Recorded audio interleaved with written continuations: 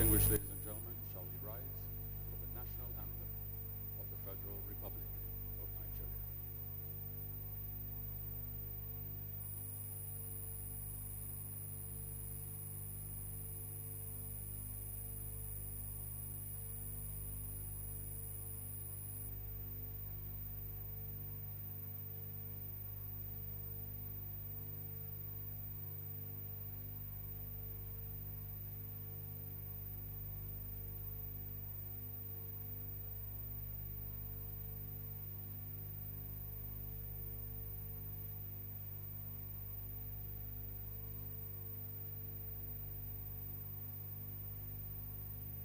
Arise, O compatriots, Nigeria's call obey, to serve our fatherland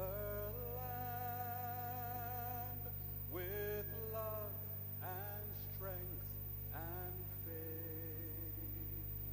The labor of our heroes past shall never be in vain. To serve with heart and might, one nation bound in freedom, peace and unity.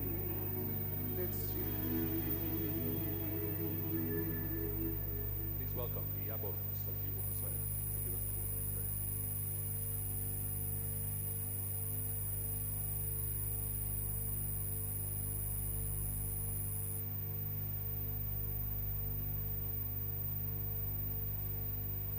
Let us pray.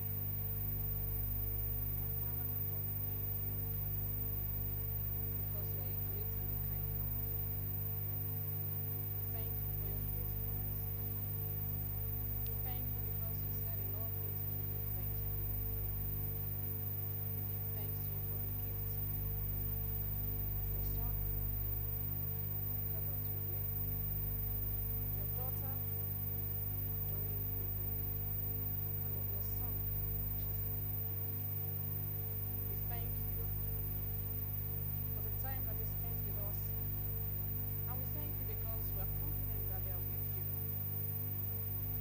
and that even as we celebrate them, you will continue to abide with us, and that in joy we will all meet again.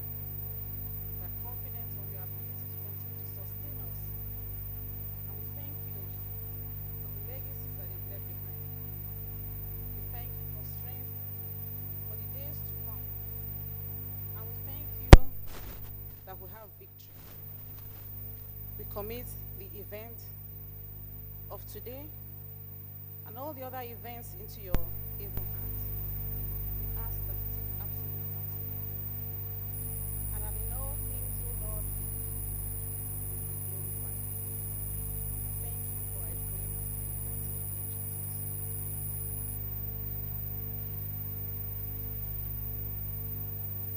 You may be seated.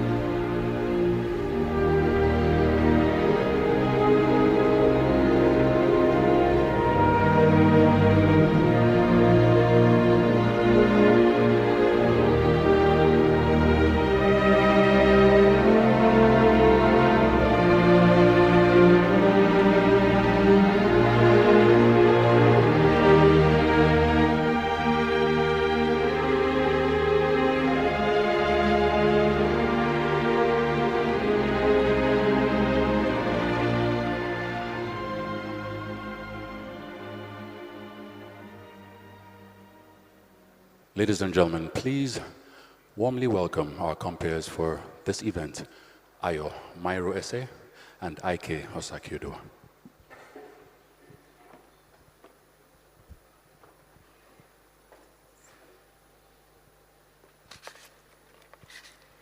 Good evening, distinguished ladies and gentlemen. We are pleased and humbled to have been selected as your hosts this evening for this very solemn occasion. Under normal circumstances in this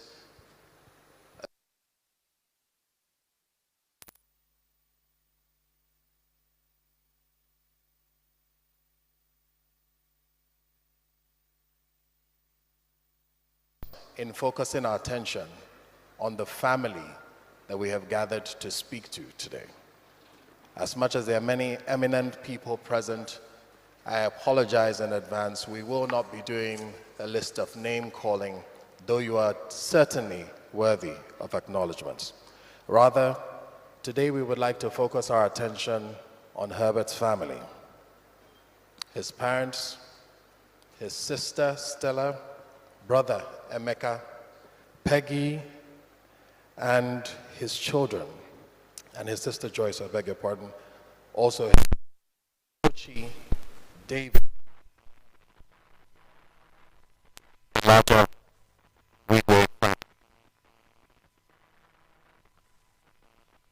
his life, in your view.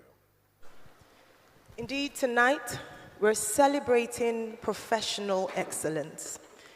On the 9th of February, Nigeria, and I dare say the continent of Africa, was hit with the tragic news of Dr. Herbert Wigwe's passing. However, beyond being united in grief and coming together to offer comfort, we're here very importantly to celebrate a life greatly lived and a legacy never to be forgotten. Tonight, we come together here physically and also online for thousands who couldn't be here physically to celebrate a man who was an exemplary illustration of professional excellence. If I may speak directly to his family. I know you don't know many of the people in the room. Some of them you may not be familiar with at all. But I have suffered similar loss to yours in that when my mother passed, and a service similar to this one, people gathered from all over, people I hadn't seen in years, people I barely knew, and they spoke to who she was. It was in that meeting that I discovered my friends who stayed with us over the holiday were staying with us because they had run away from home. My mother sheltered them without telling me. School fees she had paid, I heard about from those people when they gathered here. And it did something for me personally.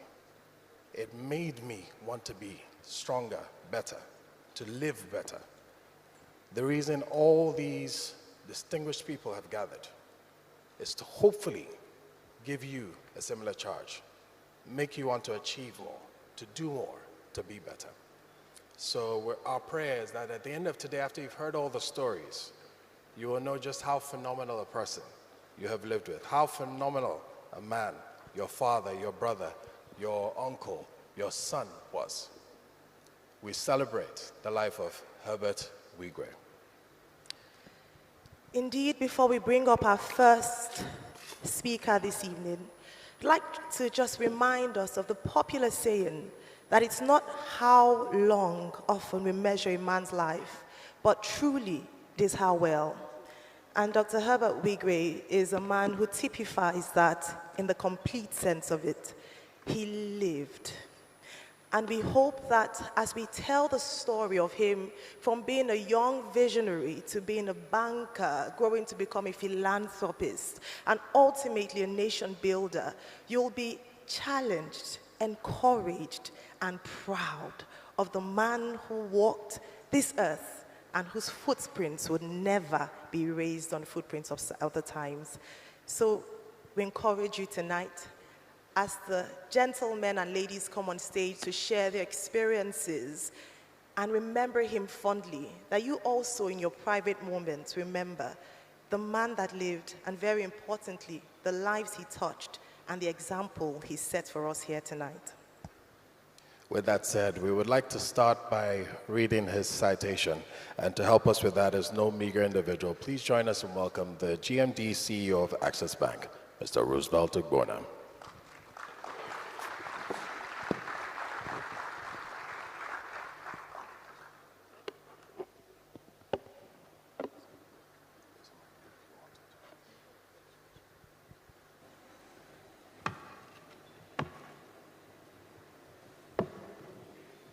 Good evening, ladies and gentlemen. I have the distinguished honor of reading Herbert Wigwe's citation. Dr. Herbert Wigwe was born at Island Maternity Hospital, Lagos, to Pastor Shingle and Pastor Mrs. Stella Wigwe on August 15, 1966. Herbert was their third child, coming after Osita and Chilo, and was followed by Emeka, Peggy, and Stella. During the Civil War, his family settled in various southeastern cities, including Calabar. It was at this time that Herbert learned the Efik language, which he spoke fluently, in addition to his native language, Ikwere. Herbert grew up in typical post-independence civil service household, imbibing traditional values of integrity, meritocracy, respect, and accountability, which typified and characterized Nigeria's public servants in the 1960s. Herbert commenced his primary education at Port Harcourt Primary School. He was admitted into Federal Government College, Sokoto in 1977, but after his first form, he transferred to Federal Government College, Warri, where he completed his secondary school education in 1982. As a young man, Herbert was mentored by his father's younger brother, Chief Henry Ikechukwu Wigwe, a successful entrepreneur. Herbert continually sought the approval of his father, a strict disciplinarian who prioritized education and ensured that his children went to the best schools an honest public servant could afford. Herbert's love for mathematics and his skill in numeracy were apparent even at an early age, prompting Emeka, his brother, to nickname him ACG, short for Accountant General. In 1983, Herbert was admitted to the University of Nigeria to study accountancy. He graduated with a second-class upper degree in 1987, maintaining his very strong academic track record. His outstanding academic capabilities did not come at the expense of other aspects of his life. For those who knew Herbert, he loved music, particularly Herbie Hancock, and his zest for the finer things were apparent to all of those who knew him. Upon graduation in 1987, Herbert joined the renowned accounting firm Coopers & Lybrand, working in Lagos as a graduate assistant while also studying to qualify as a chartered accountant.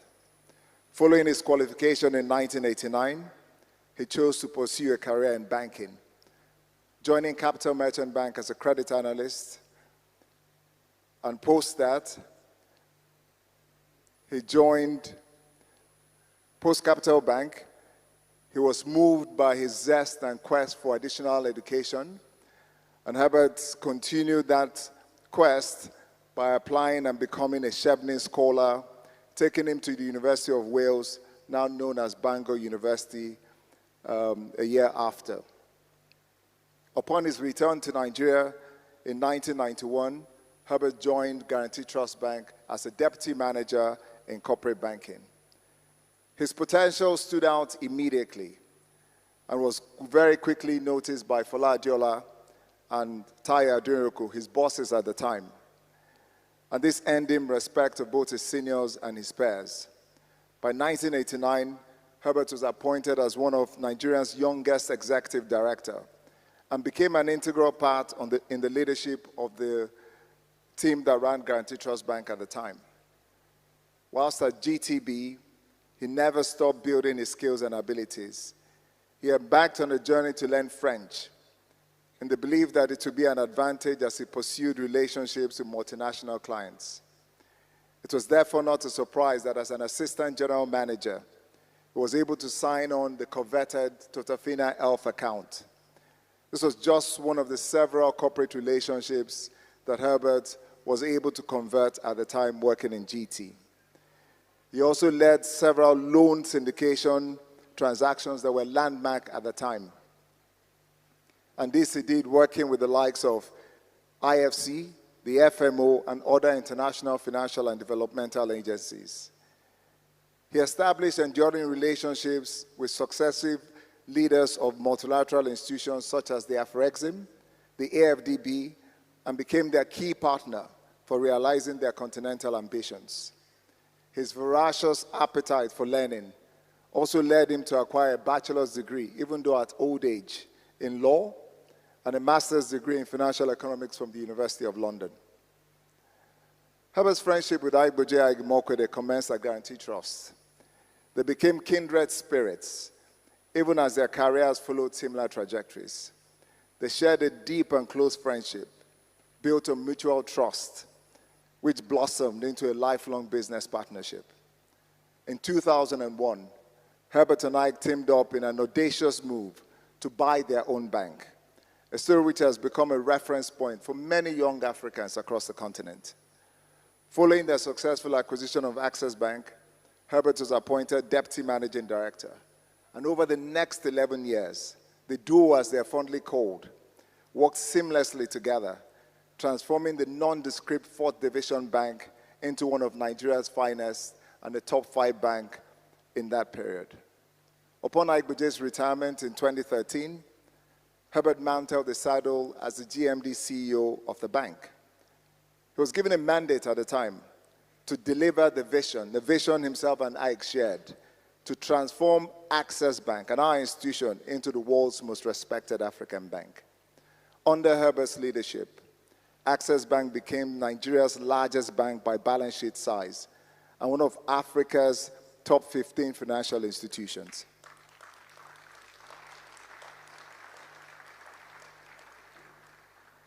Under his leadership, Access Bank experienced tremendous geographic expansion, getting into markets like France, the United Emirates, the United Arab Emirates, China, including our most recent approval for our subsidiary in Hong Kong.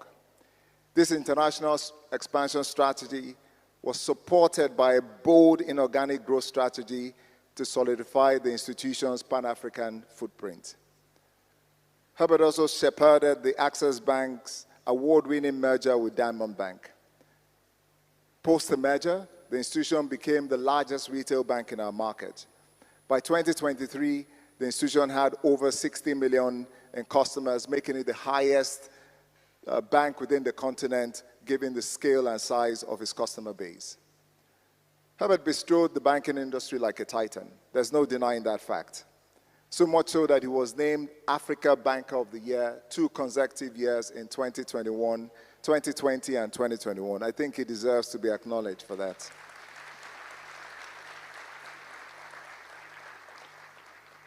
Herbert's concern for the industry was not just limited to Access Bank.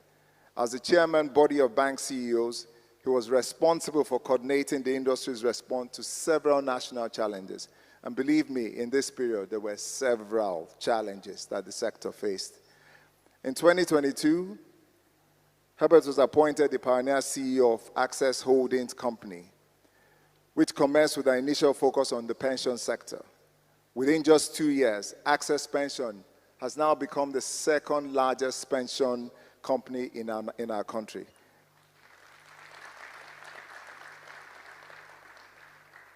Herbert was a true philanthropist.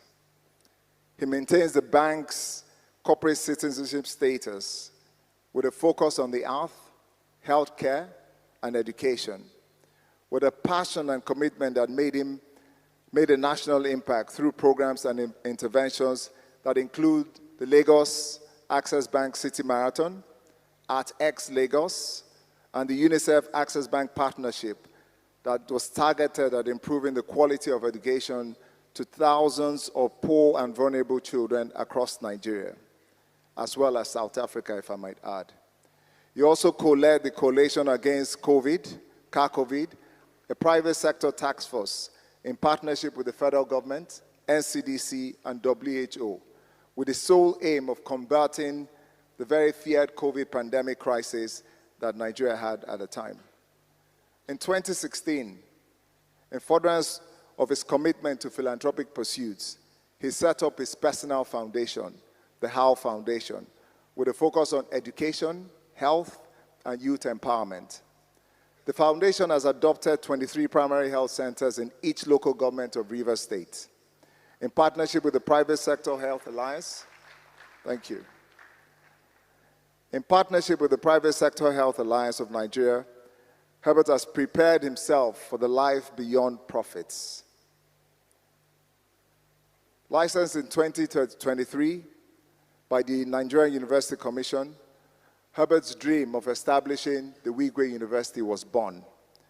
The university was set up with an aim to building a fearless generation of world-class university graduates who would excel as entrepreneurs, leaders, and innovators. His vision was that there's no reason why the continent should be left behind because we just had a poor educational system. He was willing to put his money where his mouth is. Herbert got married to his heartthrob, Chizoba Dorian Wigwe, in Lagos in November 1995. He used to refer to her as the most beautiful. And so she certainly is, and I believe was. They were blessed with wonderful children. The first child, Chizi, a spitting image of Herbert, while Tochi, his second child, is Chizoba's carbon copy. A graduate of Georgetown University, Chizi was, and he followed his father's footsteps with a career in finance as an employee of AFC. Tochi, with degrees from NYU and Imperial College London, has also commenced a career in banking. However, Herbert and Chizoba, for their love of kids, were not done yet with child rearing. After a 10-year break, they added David, Anna, and their last child, Okachi, to the Wigwe clan. Herbert demonstrated extraordinary dedication to family, never failing to prioritize their needs and desires. From the earliest stages of each child's life, he was there to witness every milestone, offering guidance, support, and encouragement along the way. Despite the demands of his ever-expanding commitments, he never hesitated to set out precious time for his wife, children, and his larger family. His commitment to young people extended well beyond his nuclear family. Herbert had a vision to adopt 1 million children. I think at the last count, he started with 30,000. And he always teased me to say, someday, we'll have a nation where everybody is a Wigwe.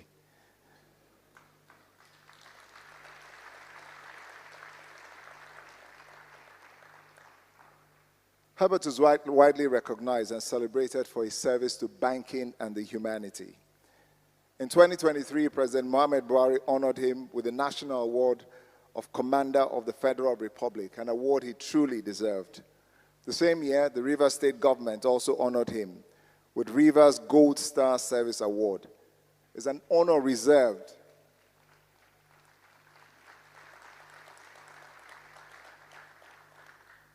It's an honor reserved for an indigene of the state who has excelled in his or her field of endeavor. And Herbert was a true shining star and a great representation of not only the Wigwe family, the Isiokpo committee, the Kwere local government, Rivers State, Nigeria, and of the black race, if I must add.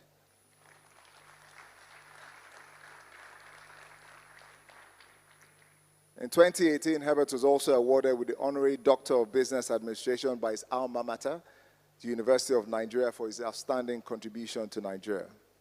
Herbert was also bestowed with the fellowship from the Chartered Institute of Bankers, as well as the Institute of Chartered Accountants of Nigeria. And also it was chartered with a fellow of the Institute of Credit Administration. Sadly, in the morning of Saturday, February 9, 2024,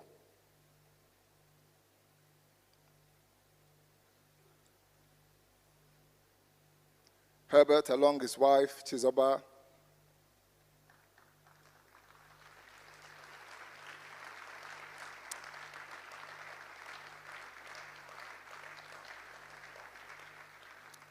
his first son, Chizi,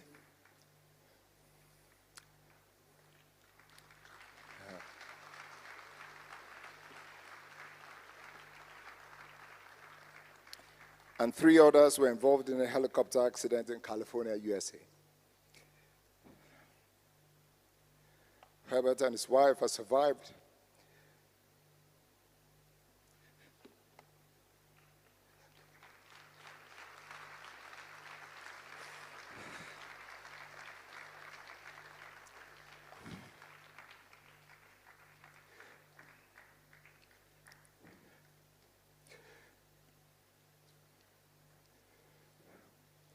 Herbert and his wife are survived by 4 children, Tochi, David, Anna, Ukachi, in addition to his 8 parents and siblings.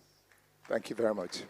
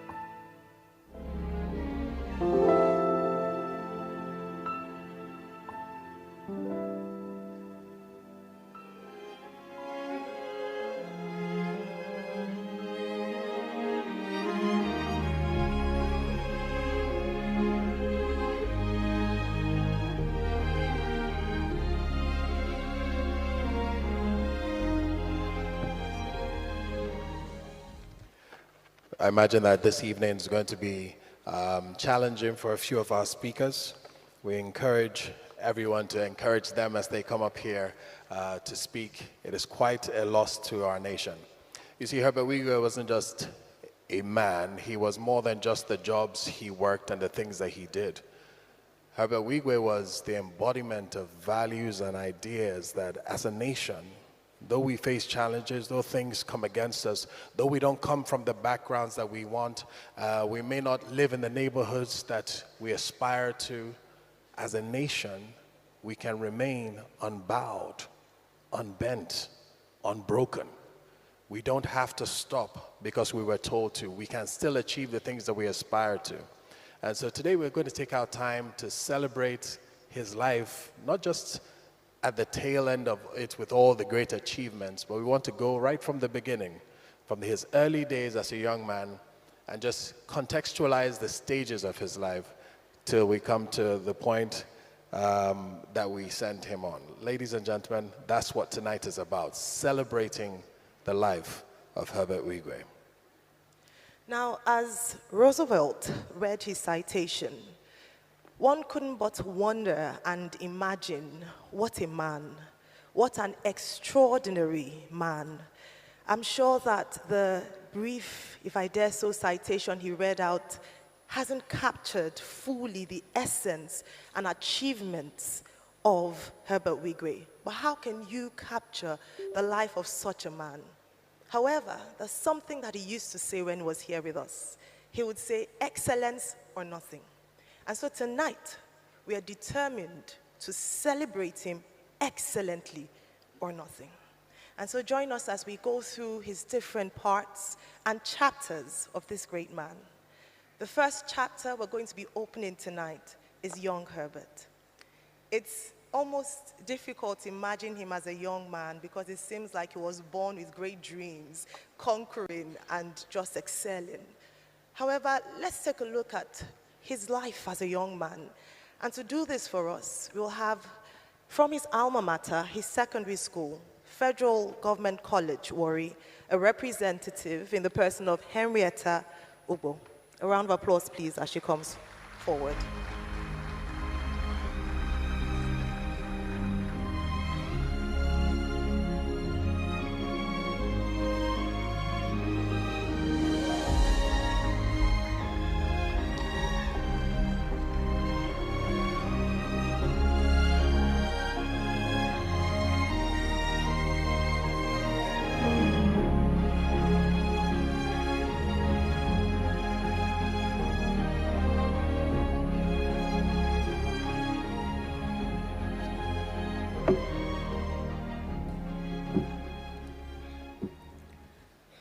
Good evening, everyone. I beg to stand on existing protocol.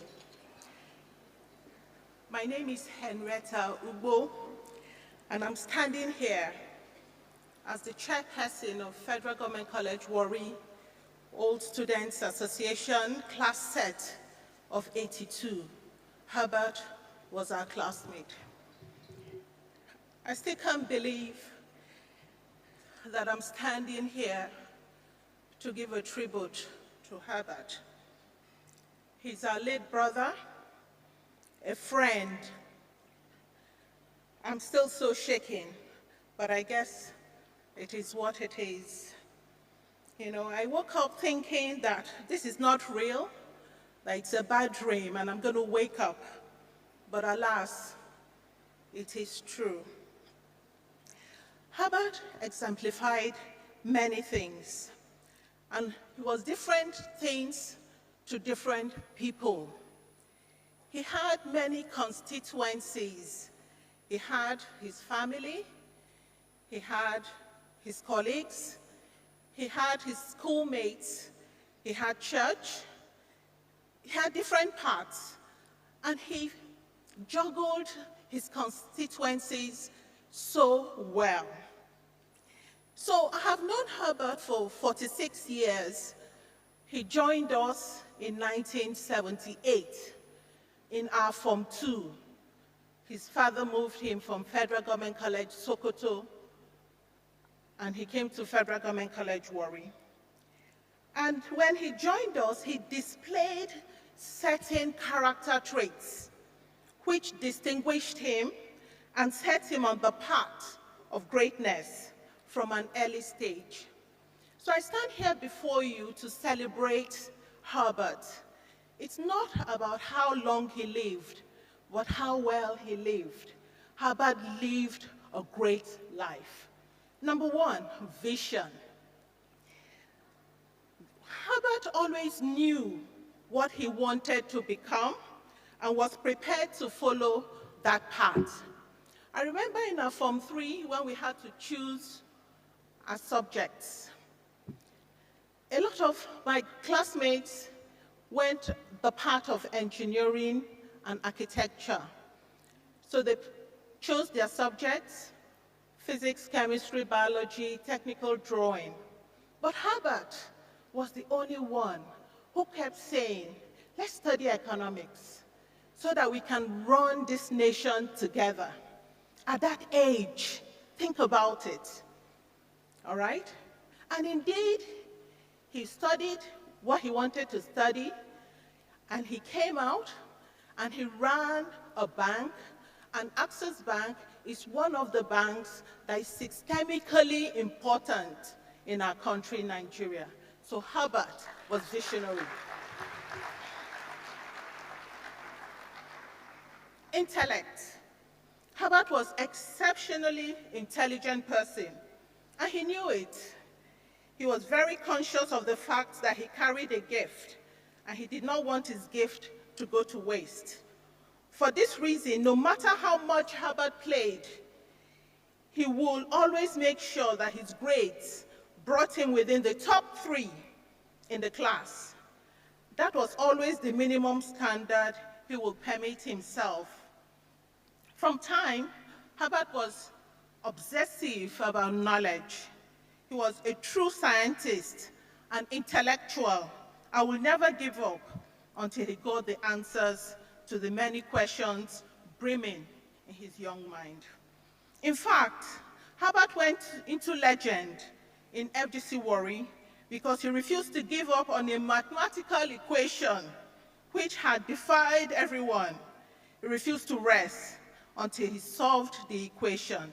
And when he finally presented the correct answer, and we asked him, "Oh boy, how did you do it?" And he replied, "It was only logical." But beyond academic intelligence, Herbert was also gifted with an acute social and emotional intelligence. He knew how to connect to people. He made them feel at ease in his presence. He will place a demand on you to bring out the gifts he saw hidden in you. He will always find time to reach out and make you feel as though you were siblings, even if not from the same parents.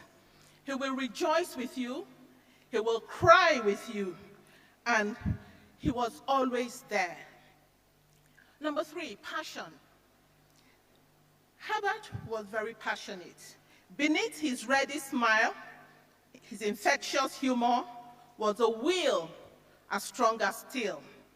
His genius was only given expression because he had the drive to work extra hard, to burn the midnight oil, and to fearlessly go where no one had gone before. Herbert will always avoid confrontation, choosing rather to negotiate and apply wisdom in problem solving. However, when all else fails, he will stand his ground, and he was fearless. I'll tell you a story. Herbert was in schoolhouse when we were in the boarding school. And you know, at that time, in the 70s, we had some few bullies in school. So there was a bully in Herbert's house, in his room, who was always terrorizing the young ones. So one day he had the misfortune of meeting Herbert. He slapped Herbert and then told him to kneel down. You know what Herbert did? Herbert charged at this gentleman, this bully. You know, he clung himself on the man with his hands and his legs. It's like an octopus embracing something. Now, this bully was trying to maneuver to punch Herbert, but there was no room. Herbert just held him, and we called it the great choke. Until the seniors started begging, and then his classmates, these other seniors, had to literally yank Herbert out of the guy. So Herbert released him and told him, "Don't try me again." And indeed, that senior never tried Herbert again. So when we asked Herbert, "Where did you learn how to wrestle like this?" He said that they lived in Port Harcourt as children, and his father took him most weekends to Isiokpo to take part in the traditional Ikwere wrestling competitions. Herbert was like Isiburu, Ikwere the crab. in that book written by Elechi Amadi titled Isiburu. He was self-disciplined, he was determined, he was loyal. In fact, if Herbert is in your corner, you can go to sleep. Consistent, dependable.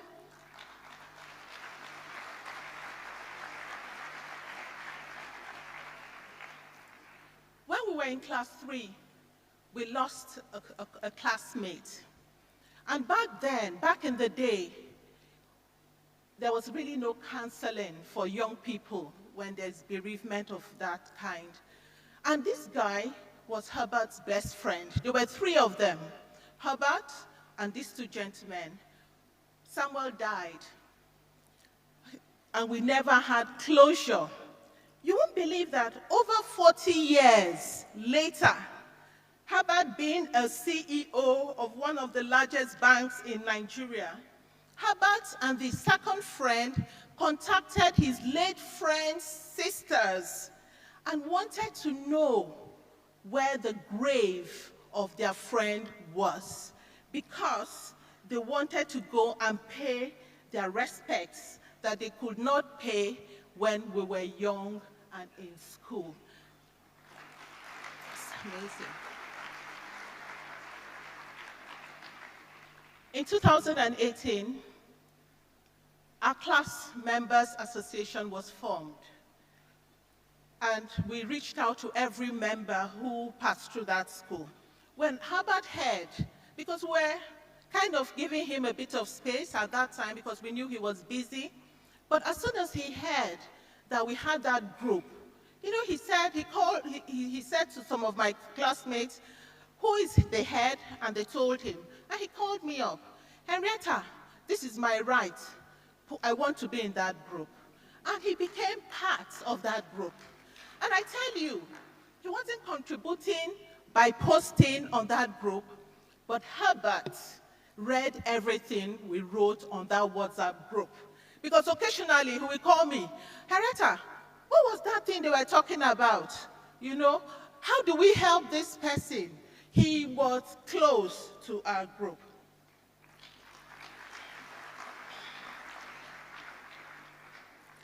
As a group, we set up a trust fund to support our classmates. I mean, we know that everyone can be equal. And the objective was to support our mates who had financial or any kind of difficulty. And we had that trust fund. Herbert contributed to that trust fund. And not just that, when we're having our reunions, he also was involved in that. And when he's with us, he became that vulnerable teenager. His nickname was Herbert Wigwe. And when we called him Herbert Wigwe, he will call you back your own nickname, you know. If it was Gabriel Edgar, he goes Gabi Mentos. He was really a great guy. He always left his CEO and business tycoon toga behind when he was with us. He was a different person. The last time we saw Herbert,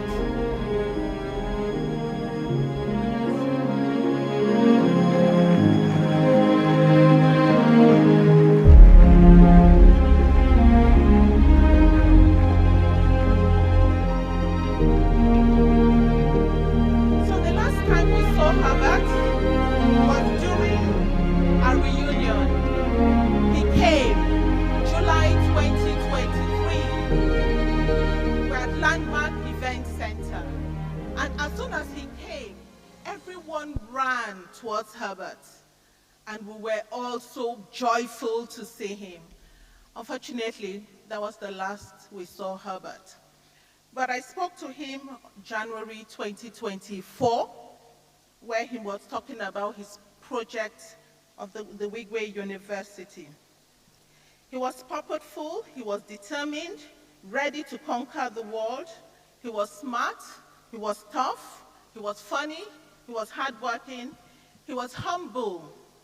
He was a great father, a great husband, a great partner. And I pray that the Lord Almighty will rest his soul. I pray that his soul and that of his wife His son will rest in perfect peace. And I pray that his family left behind, that the Lord Almighty will comfort you. Amen. And I pray that my class set, that the Lord will comfort all of us. Thank you very much.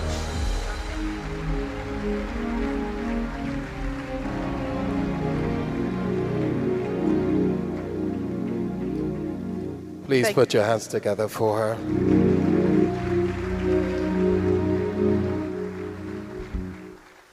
Thank you very much. Class rep, class of 82, Federal Government College, Warri, Henrietta Ubo, just taking us down memory lane and just sharing with us some moments from his life as a schoolboy and also a teenager. But a number of adjectives and descriptions there, and the important thing is that they still ring true to the man that Herbert grew to become. Loyal, dependent, fearless, consistent, a brilliant mind with big dreams. And he wasn't afraid to dare anything that dared him.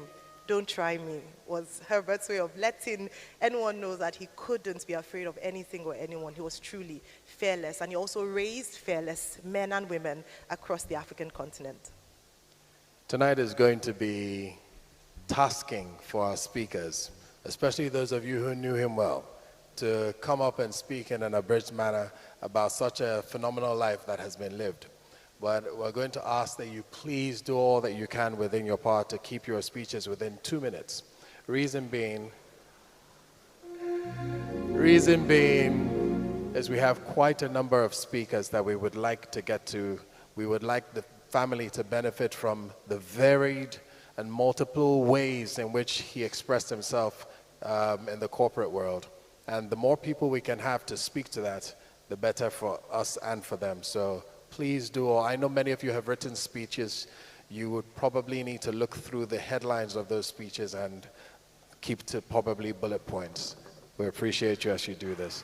Our next speaker, we're glad to welcome someone who has known Herbert well and went to school with him, not secondary school, but this time Coopers and Librand. Please put your hands together as you make welcome His Excellency, Ibrahim Hassan Dankwambo.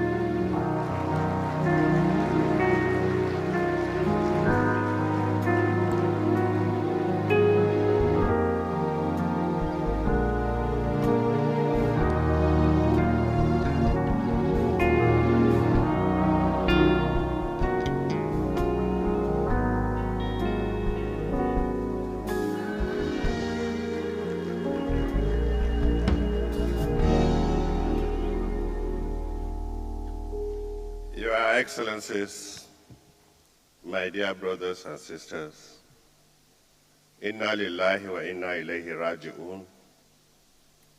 From him we come, to him we shall return.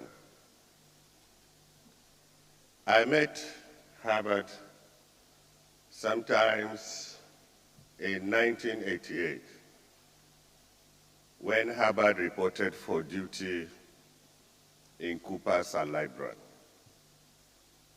Then I also newly qualified then as a chartered accountant. And Herbert was brought to Coopers by his father, Pastor Herbert Wigwe. It was a faithful Friday, and I was going to the mosque, so I was wearing the traditional Hausa dress. So when they saw me on the ground floor, they asked me, where is Chief Oke's office? Then Oke was our partner. I said, it's on the 5th floor. And I was already on the ground floor. They said, can you show us? I said, it's on the 5th floor. The father said we should go to the 5th floor. So I had to walk again to the 5th floor and pass by. Then Auntie Mo's office was somewhere as you climb onto the 5th floor. And I showed them the office. So they entered the office, and I went to the mosque and came back. So when I came back, I was sitting in the waiting room. And they finished. Even then, Herbert came with 2 books. I saw him holding 2 books. One was GMAT, and one was question and answers in financial accounting. So I said, what are you doing with this kind of books? Herbert said he thought he's coming for a written exam. That means Herbert must have prepared and was still holding those books for revision. When they finished and they were going, Pastor Shingle now called me and said, this guy is your brother. Hold him. So he gave me Herbert as my brother, as a friend. And since then, till that faithful day that Herbert died, we have been together. So from that day, Herbert, I knew him as a very, very hardworking guy. He said he wants to qualify within this first year. I said, but you are doing just your NYSC now. He said, no, he wants to attend the exam.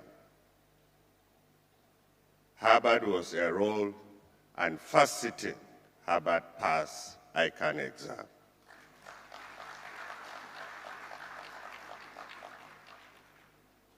After qualifying, we were thinking of what to do next. I said I was tired of practice. He said he was also thinking of making some good money somewhere.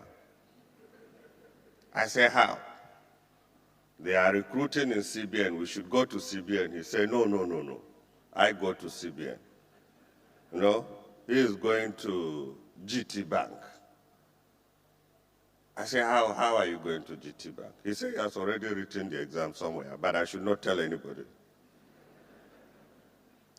So things go on and on and on, and I was in CBN. Again, one day, in CBN, I was then assistant manager licensing. Herbert made me. He said they want to acquire Access Bank. I said, how? He said it's already in advanced stage. I said, how do you do it? He said I should just cooperate and...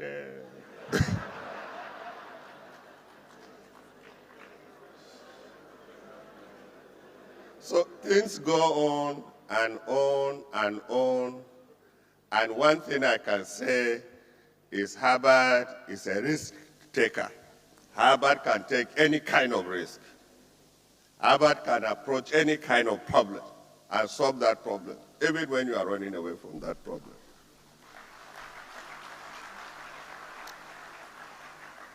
Herbert and I acquired this bank, took it from nothing to where this bank is today. After making it one of the biggest banks in Nigeria, expanded the bank and make it a very dependable bank, not only in Nigeria or around Africa, but all over the world. May his gentle soul rest in peace.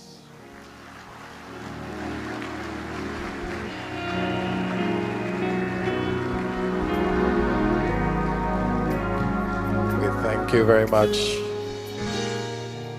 We thank you, Senator, His Excellency Senator Ibrahim Hassan Dankwambo. Please put your hands together for him one more time. Now, many people who knew Herbert and loved him know that he had a love for classical music. And so next, we're going to have a classical piece performed by Shalom, Jerusalem, the Holy City.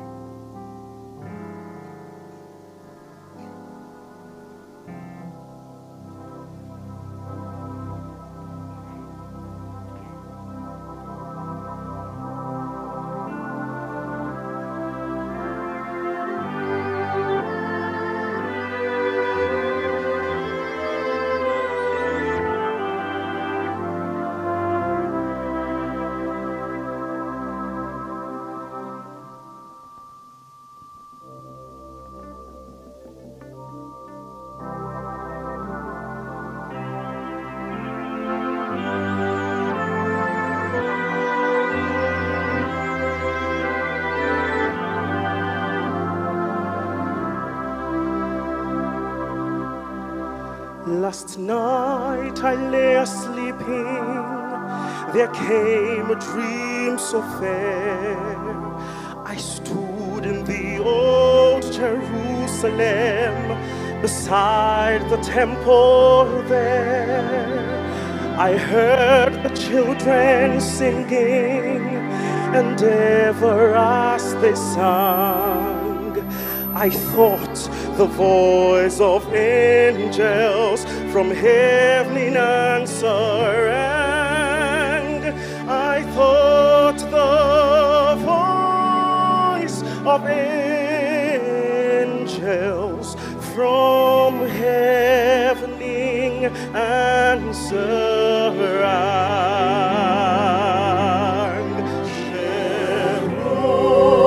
Jerusalem, Jerusalem, lift up your gates and sing, Hosanna in the highest, Hosanna to the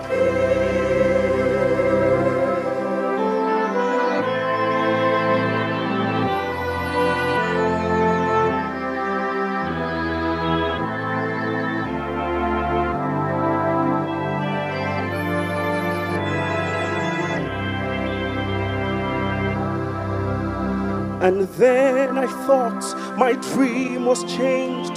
The streets no longer rang. Hushed were the glad hosannas, the little children sang. The morn grew dark with mystery. The morn was cold and chill, as the shadow of a cross arose upon a lonely hill, as the shadow of a cross arose upon a lonely hill.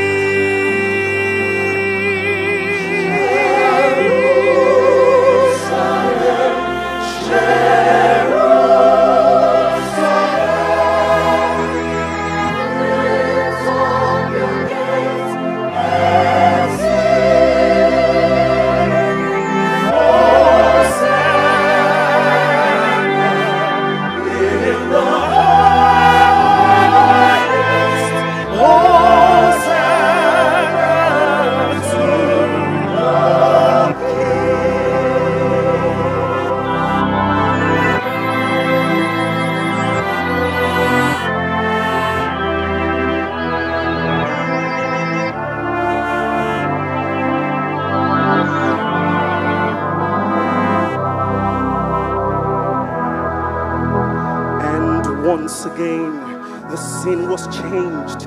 New earth there seemed to be.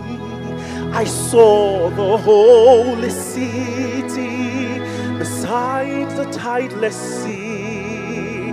The light of God was on the streets. The gates were open wide, and all who would might enter, and no one was denied. No need of moon or stars by night, nor sun to shine by day. It was the new Jerusalem that would not pass away. It was the new Jerusalem that would not pass away. Jerusalem,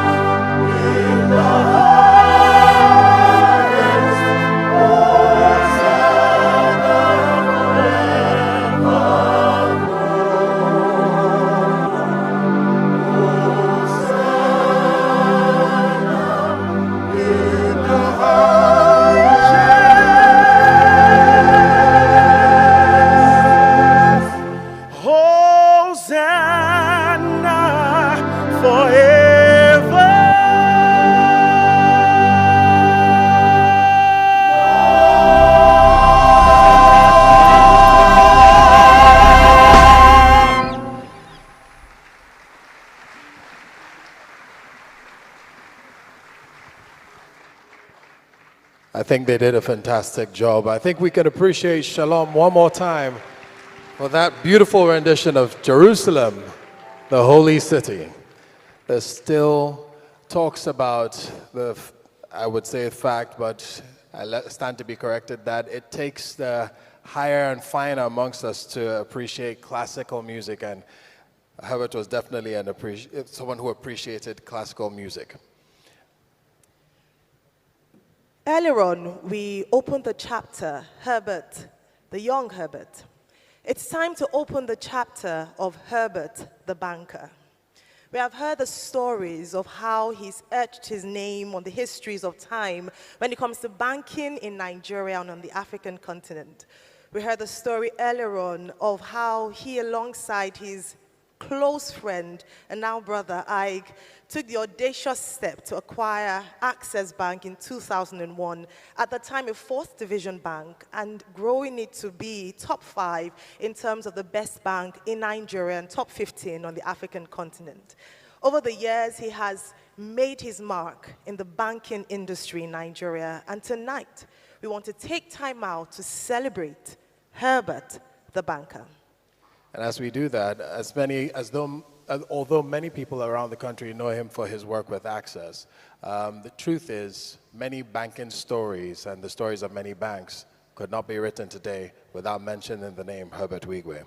And to help us bring that more to light, we'd like to welcome someone whose path crossed with his, somewhere in the midst of her 24 illustrious years of work with GT Bank. Please put your hands together as you make welcome Kathy Echeozo.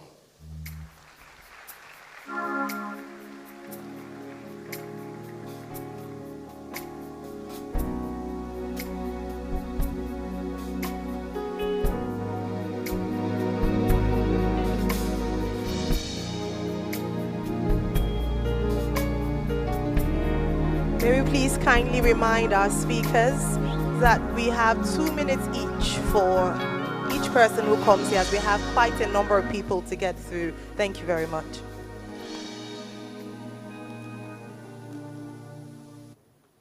Thank you. Good evening, friends and family of the Wigwes. I've known Herbert since the early 1990s. We are part of that initial squad that resumed at Guaranty Trust Bank in the early 90s. We called him Herbie D.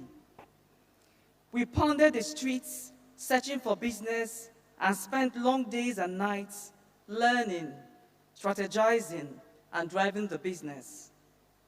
In those days, one needed to have intellect, energy, and integrity to survive more than a few weeks at Guaranty Trust. If any one of the three was missing, almost certainly it will indeed be a very brief stay at the Plaza head office. Herbie D spent over 10 years and had a brilliant career at Guaranty Trust, rising to the unique and top level of the first directors selected by the founders of the bank, Fola and Tayo, to take the institution to the next level. Herbie D earned his spot because he was a bold and hardworking achiever in the bank.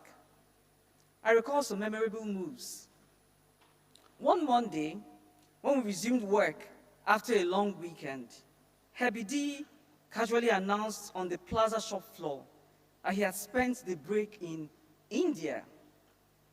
He got information and pursued a defaulting borrower of his all the way to India, tracking him through some narrow alleyways in the town where the customer was until he found him. Don't hold your breath for scene 2 of the drama. It suffices to state that Herbie D was confident and bold. Herbie D was never invited to face Uncle T at the dreaded CAC meetings where delinquent loans were discussed, all because he was diligent in lending and self-driven to collect whatever he loaned. One significant contribution of Herbert to the success of GT Bank were his customer sign-ons. The first sign-on of a major oil and gas multinational in the bank was by Herbert. In the 1990s, GT Bank was a modest new generation bank. To attempt to onboard a multinational oil-producing company was audacious. Herbie D got to work. He closely marked the local treasury team of the corporation, made great friends with them, often using his personal resources to bond over Friday night drinks. He reached the head office team where the approval would come from. He tenuously presented the services and products I had for them and arranged management meetings until they completed and sent in those account opening forms. Herbert was an AGM at the time and got the trophy for making it happen from his sheer tenacity and boldness. The competitive banking environment sometimes led to tension between marketing officers in their quest to onboard accounts. When Herbert and I worked together in the corporate bank business of the bank, there were 3 corporate bank groups, each facing a different market segment. Herbert always stayed in his lane and ran fast and boldly to onboard the businesses in his segment. He played fair. Not once did he squabble with other relationship managers over who should market a customer. Smartly, he used his energy to drive his business, not to play games or internal politics. He would sometimes stop by my office to discuss MPR, especially when the numbers were not looking good for the month. He would say, the cards, meaning me, and money never complete. So when the bank's MD and DMD merged all 3 corporate bank groups into one, it wasn't a surprise that Herbert was appointed head of the corporate bank group, a critical group in the bank.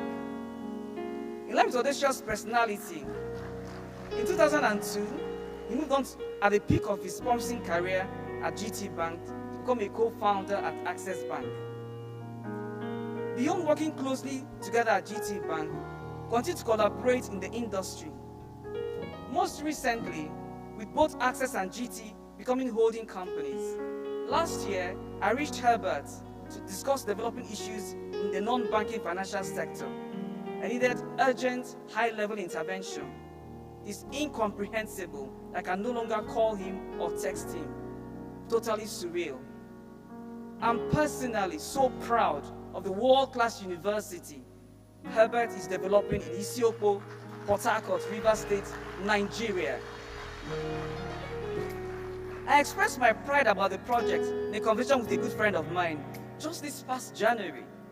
I said it was his legacy, just as many renowned institutions and the legacy of founders like Stanford, Harvard, Carnegie Mellon, and so on. I wish that we would all establish our own legacies according to our capacities and God-given talents. Dear friends and family of Herbert Wigwe and everybody, let us not try to understand this catastrophe. We can't. Let us deepen our prayer lives.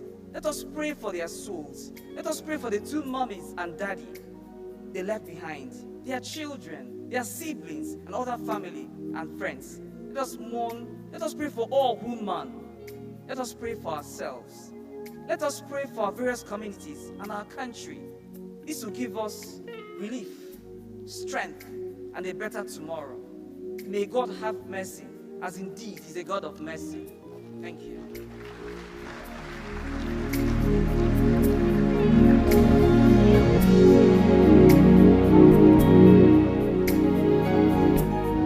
We appreciate Kathy Achoso for that moving speech.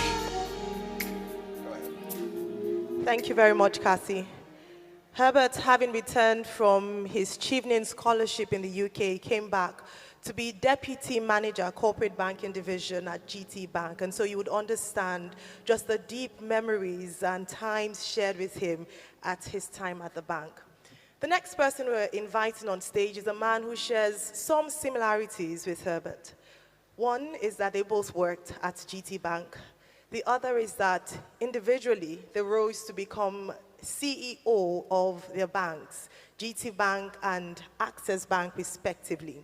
In addition to that, they also rose to becoming the CEO of the holding company when the banks became holdcos. And so at this point, I'd like to invite on stage to speak a few words about his memories and his time with Herbert is Segun Agbaje, Group Chief Executive Officer, GT Holdings.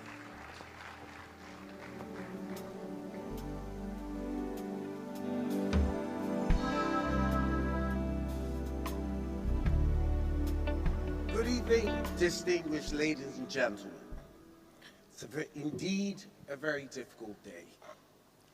Herbert was my colleague, friend, competitor, and brother. Only Herbert could have been all those things to a human being. That was the breath the gentleman had. We started as colleagues. I met Herbert November 1991. We were both in the corporate bank. This gentleman walked in, didn't take off his jacket because we all had our jackets on, but that was Herbert. He was going to do it his own way. He drove a red Golf. Who drives a red Golf? Only a man who's that brazen drives around in a red Golf. Very quickly, Herbert earned our respect. Herbert was one of the cleverest people in Guaranty Trust Bank. He was a credit analyst. But that's not what got him his respect, because we were all good analysts. But Herbert had what we all didn't have. He had the power to chase accounts, network, and deliver things that we all couldn't. We had another brother who was the treasurer of the bank, Igi Mokwede, who basically, if you know banking, the treasurer owns the bank. And we would have regular fights, but Herbert would never join us. He had no interest in treasury, and all he cared about, as Kathy said, was his own corporate bank and his income. Having earned our respect, Herbert then became my friend, a real friend. We went in and out of each other's houses. I go on Festival Road. Again, when people talk about the courage of Herbert, Herbert's first flat was in Victoria Island. Most of us, we couldn't even move out of home. And so when we got there again, he had done something none of us could do. Maybe it was coincidence, but most people might not know. Herbert's first flat was next door to the old Access Bank head office next to Intercontinental. Maybe it was Providence, and he knew he would one day buy that bank. So we were friends. We all got married in the bank, had our children in the bank. Herbert was always there for you as a friend, always had a listening ear. And so he became my friend, and we rose. Myself, him, and I became executive directors on the same day. The thing about that position is you were then sent to Harvard for 3 months. Mistake. You never came back from that course the same person. Ig and Herbert came back and they had bigger dreams than the bank. And so they bought their own bank.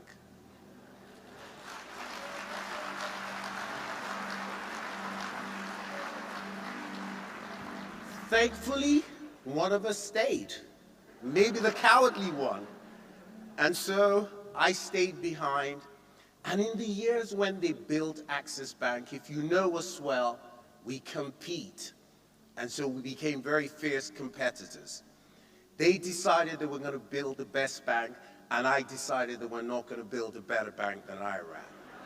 And so we fought furiously, but never poorly or never badly. And then as we all matured, Herbert became my brother, a real brother. Herbert always had time.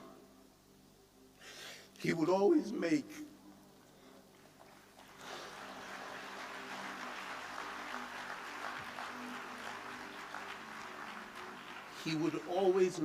the phone call you needed to get you out of sports and bother.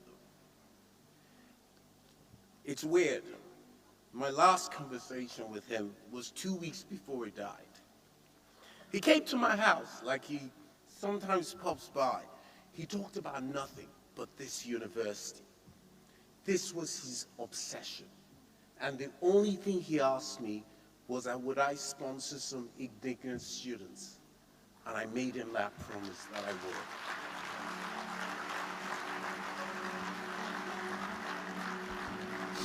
I have but one little comfort, by the way, when I think of Herbert, is that Herbert packed into 57 years what most exceptional people will never pack into 2 lifetimes.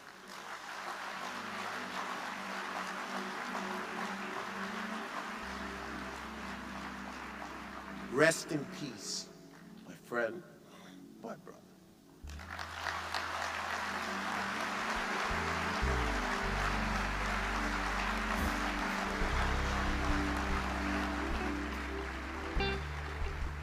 Thank you very much, Mr. Segun Agbaje. We hear that Herbert and Segun had nicknames for each other.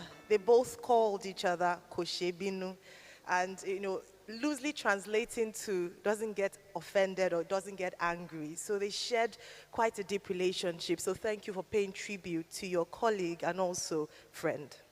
You could hear the admiration that he had for Herbert, and it was a mutual admiration that Herbert had for him. Both of them have done phenomenal things in the banking sector, and it was a peer type of relationship. The next gentleman I'm going to introduce experienced Herbert not just in that regard, but also when you work with someone very closely and they have visions and they refer to you as a warrior and they expect you to behave as a warrior, you also get warrior treatment. So he will tell us his own experience of Herbert as he was representing the bank as MD in Ghana to Access Bank. Please put your hands together for Dolapo Ogundimu.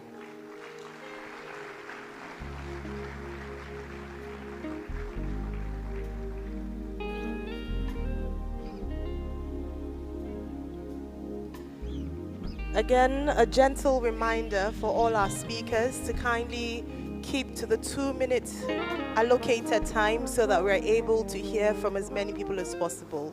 Thank you very much.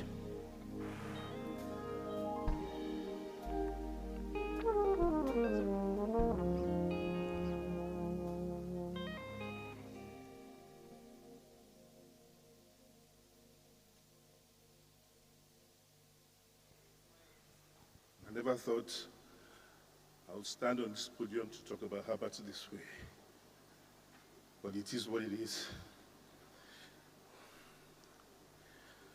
I met Herbert, I think in 1989. We were both young account officers in Capital Merchant Bank. There were 4 of us, myself, Herbert Wigwe, Oke Okuzu, and one gentleman called PC Wakwo. When Herbert talks, he always says one of the things he learned during those days of tutelage was that he learned how not to run a failed bank, because we saw a lot of things while we were there. So one summer's day, the chairman calls us into his office and told us that this gentleman sitting in the chair in front of him was a chief in his village, and we should give him a facility. Okay? So we went back downstairs and wondering how we were going to go about this. And the gentleman came to our office. And we gave him a list of the things he needed to bring: his profile, his MEWAT, his accounts, a long list. And the man went back to the chairman, executive chairman, and told him that he doesn't understand what his boys are talking about. And chairman called us to his office, that we've embarrassed him. And he said something that stood with Herbert and myself for a very long time, that never in our lives should we ever, he repeated it, never in our lives should we ever counter any instruction he gives us. That day, we went back to the office, and Herbert said He had seen a lot of things in his life. He received a lot of threats. Nobody had ever threatened his life on this job. In fact, Dolapo, I'm not doing it again. So we had a boss called Tutu Shule then. We went up to see her and told her what the chairman said. And Herbert said, he's not doing it again. If this is the kind of banking that this man wants to do, he wants to kill his bank, he's not part of it. He's not doing it again. That's how Herbert left Capital. I left the following day. So as God will have it, in those days that we market, we had a boss called Tayo Adeoyokun. That time, he used to run a shop called First Marina. So during our lunch time, we normally stop by his office just to talk about banking, about life, and generally. So he got to know Herbert because Tayo was my boss when I was in Continental. So just about the time we left Capital Merchant Bank was when GT Bank started. And naturally, I started in GT Bank, and Herbert went to Wales to do his master's. I think he came back about 18 months later. When he came back, he came in his red Golf, the same Golf, and said, so what's up? I said, okay, so we're here, GT Bank has just started, what's he going to do? He said he wants to work now. So we went up to Uncle T. Uncle T, you remember Herbert? He said, yes, he remembers Herbert. At that time, we used to be a three-man team. One of our colleagues, Kule Fashiro, dropped and he finished his national service, so we became two. Antimo was our group head, was our unit head at that time. So we were looking for a third person to join the team. So Tayo said, but you guys need somebody. So if Herbert is available, why doesn't he join you? And that's how Herbert came to Aseba without any interview and anything. We had a lot of beautiful moments. Herbert worked hard. And there was a fun part to Herbert that could be very, very funny. I remember those days, our managing directors were using Honda Accords, both the managing director and the deputy managing director. Then I bought this black Honda.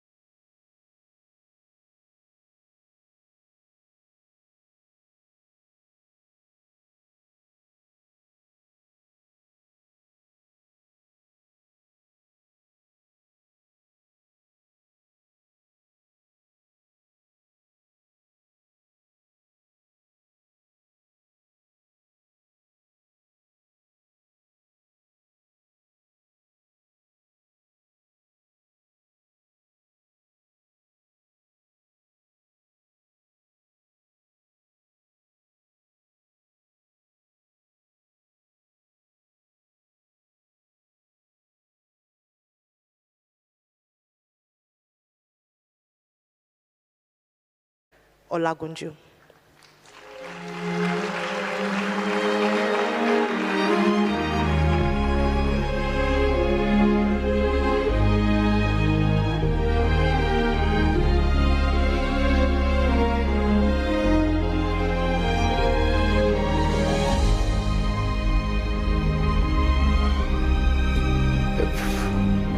If Dr. Olagunju is not ready, I will move on to our very next speaker.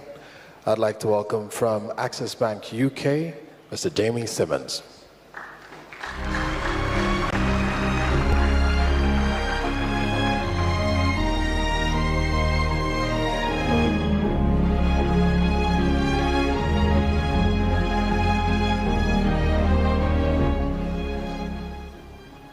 Distinguished guests, Excellencies, ladies and gentlemen, but above all, Herbert's family.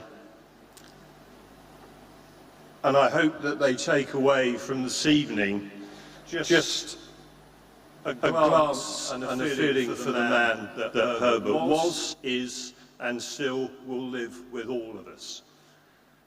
I had the privilege of first meeting Herbert in September 2001 at Harvard on the PMD program that's been referred to. That was a unique experience, I have to say. I'd not come across someone that exuded such confidence, backed up by intellect and emotional connections that are hard to properly put words to. But alongside that, he had a hugely mischievous nature. He had a laugh that would light the room up. And I guess the best example I can come up with, we had a Roman toga party. So we were dressed in sheets, sat next to each other, with music going on in the background, while we were having quite an intensive conversation around Nigerian politics and the way that things needed to change. And I found the experience quite surreal, not least that it went on for a long time, until Herbert had convinced me that he was absolutely right in every respect, which in fairness he was at the end of the conversation. What I didn't realize then, that Herbert had specifically gone to Harvard to be ready with Ige to buy into what was then a very small Nigerian bank, which was the foundation for the access we currently know, with more to come. 6 years later, I came across Herbert again. I was approached by a third party mentioning Access Bank. I didn't realize at the time that Herbert was involved, and I hadn't been to Nigeria before, and it piqued my curiosity. I should have known better than to jump on a plane with an open mind and then meet Herbert in persuasive mode, I think it would be fair to say. And one of the best decisions I ever made, to have the pleasure in a very small way to be part of the Access family. Herbert and I were committed to making sure that we blazed a trail when it came to the UK. We still hold the record of being the quickest authorised bank that has ever happened in the UK, and that was down to Herbert's leadership. As we stand here now, we have grieving families within Access in the UK, in Dubai, in Hong Kong, in France, and in Malta. And it speaks to the man that Herbert is, that everybody feels his loss deeply, acutely, and it will never fully leave us. It's the impact that Herbert had on all of us in different ways. Dolapo mentioned the role that we have as Access warriors. And it's important that when we talk about legacy, we honour what's been achieved so far, but be under no doubt that that is not the end of the journey.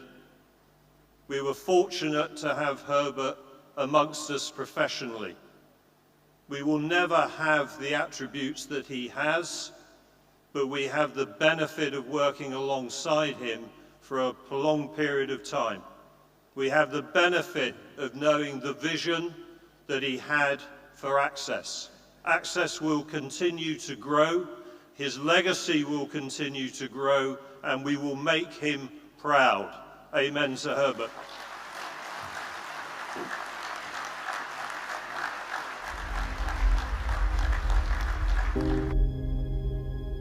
Thank you very much, Mr. Jamie Simmons.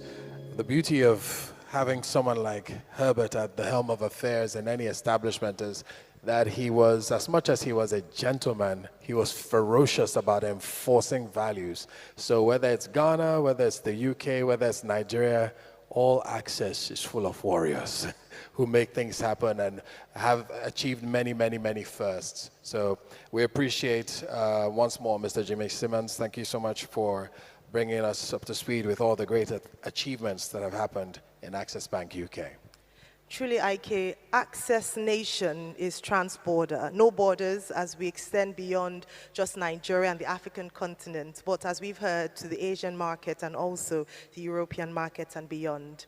Next, to speak about his own memories and experience with Herbert Wigwe, we have the President and Chairman of Council, CIBN, of whom Herbert was a fellow. Can we please make welcome Ken Okpara, FCIB.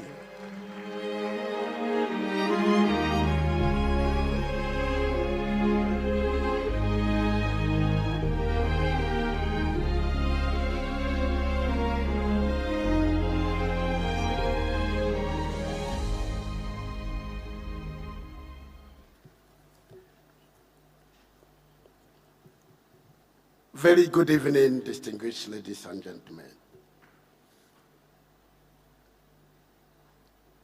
Very difficult to talk about Herbert, but very important also to learn the fact that it's not about how long somebody has lived, but it's about the quality and the impact that the person has made. I've known Herbert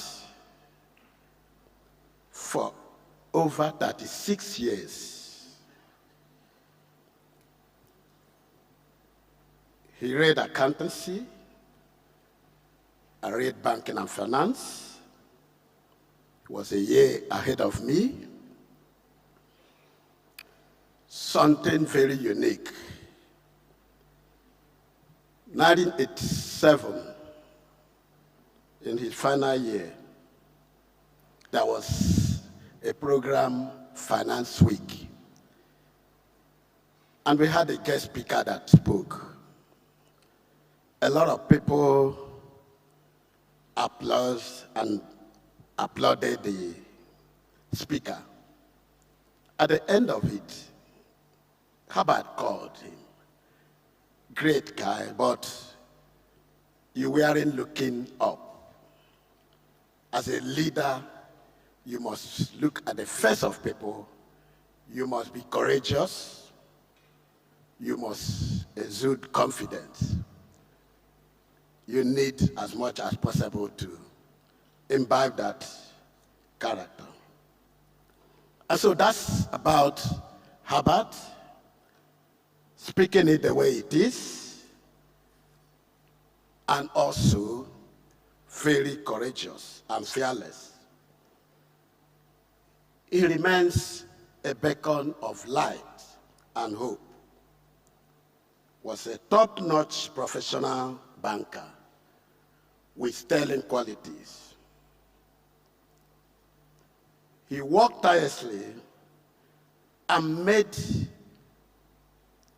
very significant contributions to the growth and development of the Chartered Institute of Bankers of Nigeria, the banking industry, and the entire economy.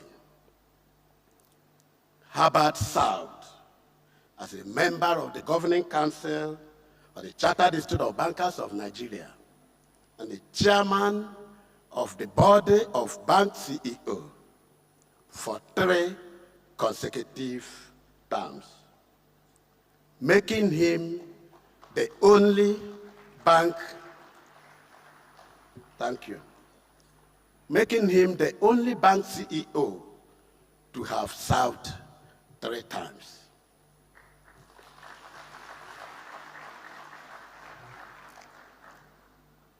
Herbert was an advocate of change. In his capacity as the chairman of the Body of Bank CEO, we cannot forget in a hurry his pivotal role in galvanizing the industry to provide succor for Nigerians during the COVID,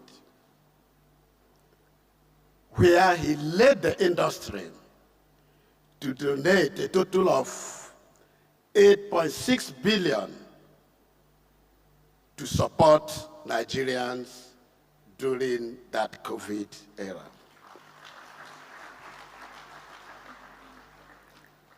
And 2022.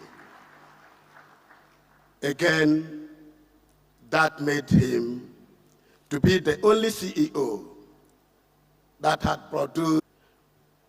Herbert, with his ingenuity,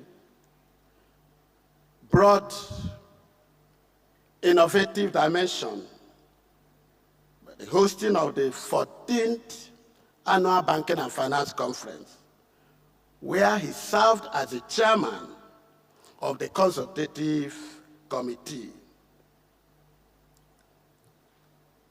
It's on record that he attracted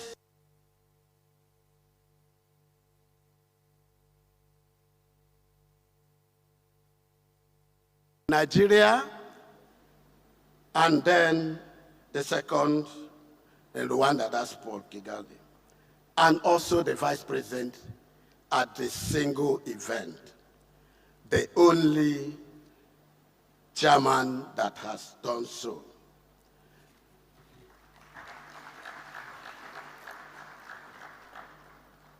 The conference produced a total of over 10,000 participants and had the largest gathering, which has maintained the standard that other chairmen continue to do.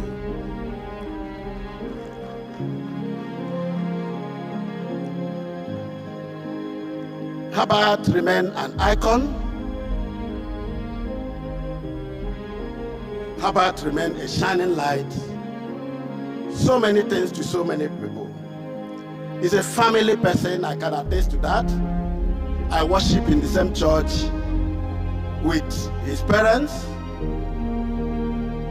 And I attest to the fact that first Sunday of every month, Herbert makes time to come to worship with his parents.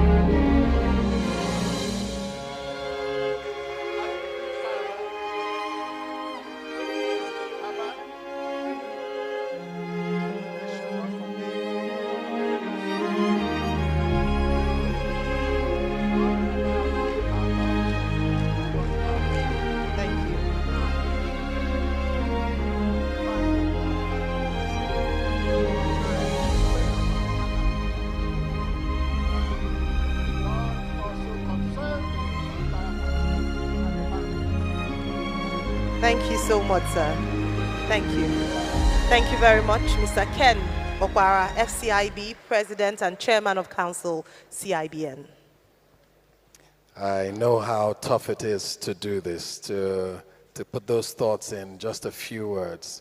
And we apologize for having to rush some of our speakers. It's just so that we can get through the night and get to all our speakers.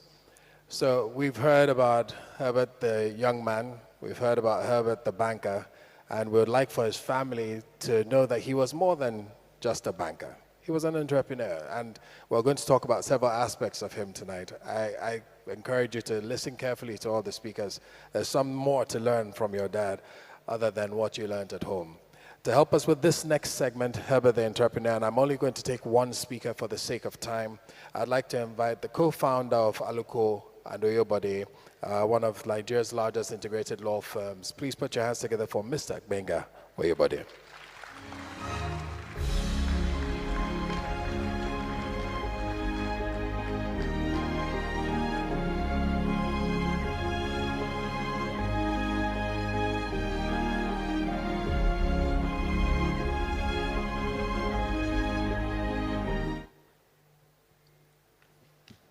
Distinguished ladies and gentlemen,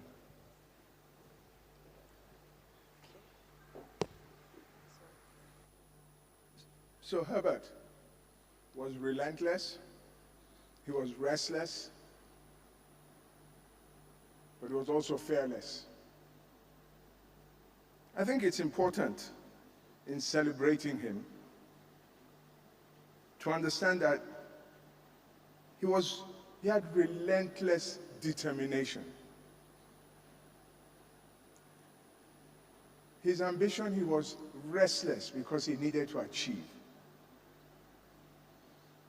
And he was fearless in his belief that there were no challenges that he could not surmount. He was relentless in his pursuit of excellence. He didn't do anything in half measures. He was restless, constantly looking for the next opportunity, not pulling his punches, in identifying the opportunities. He was never content to simply coast. And more importantly, in the period that I knew Herbert, as chairman of Access Bank, Herbert and I would always set what we considered to be audacious targets. Targets that looked extremely impossible to achieve, but we worked 5 to 10 years ahead, and every time we got to the end of that period, we suddenly looked back and we had achieved those targets. They didn't come easily, but they came all the same. So fear was something that did not exist in Herbert's vocabulary. He was fearless in his belief that he could achieve. But one of the things that I would like to celebrate the most about Herbert. So everybody talks about education, and we talk about education because we talk about Wigwe University. But that's not really the essence of Herbert, at least with respect to education. The essence of Herbert was his deep love of education that he wanted his children to achieve. He wanted them to go to the best schools in the world. He wanted them to be very like him. And I remember when our children were taking SAT and SSAT tests, and Tochi is smiling already. You would think that it was Herbert that was taking the test, because he was there reading the text. He was there almost literally. If they allowed him to sit with them during the test, he would have sat in the room. But it was important to him, extremely important to him, that his children should achieve. So we ended up with a situation where Chizi and Tochi went to the best schools in the world, both high school and college. That is the essence of Herbert. So Wigwe University is a great idea. Global standards. Nothing else that we will see like it in these parts for a long time. But Herbert, within the family, made sure that education, and not just his biological children, I can talk about Chim, I can talk about OJ, because he made sure that it wasn't just about him, it was about the community, the family, and he set those targets and he achieved it. Herbert's support extended actually beyond the immediate family. And I thought, we speak of him as a banker, we speak of him as an entrepreneur, we think of him as a governance expert. But quintessentially, Herbert was a family man, a very committed family man. So Herbert, with his relentless pursuit of excellence, his restless ambition, his fearless determination, leaves behind a legacy that we will not forget. As we bid farewell to his physical presence, may we carry forward his indomitable spirit and commitment to education, to excellence, to unwavering determination. Herbert's impact on the lives of those around him will continue to inspire and guide us in the days to come. To Tochi, to David, Anna, and Okachi, you can be rest assured that your father's legacy, his pet desires, the things that he focused on, particularly Wigwe University, his friends will make sure that those objectives are achieved. Thank you.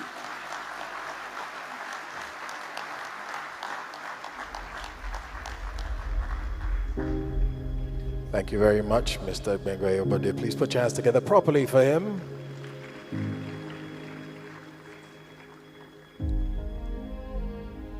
There's something I say every now and then, with no disrespect meant to people from other nations, but to be a CEO in Nigeria is no small feat. I think the average Nigerian CEO is the equivalent of about 4 or 5 European CEOs. And the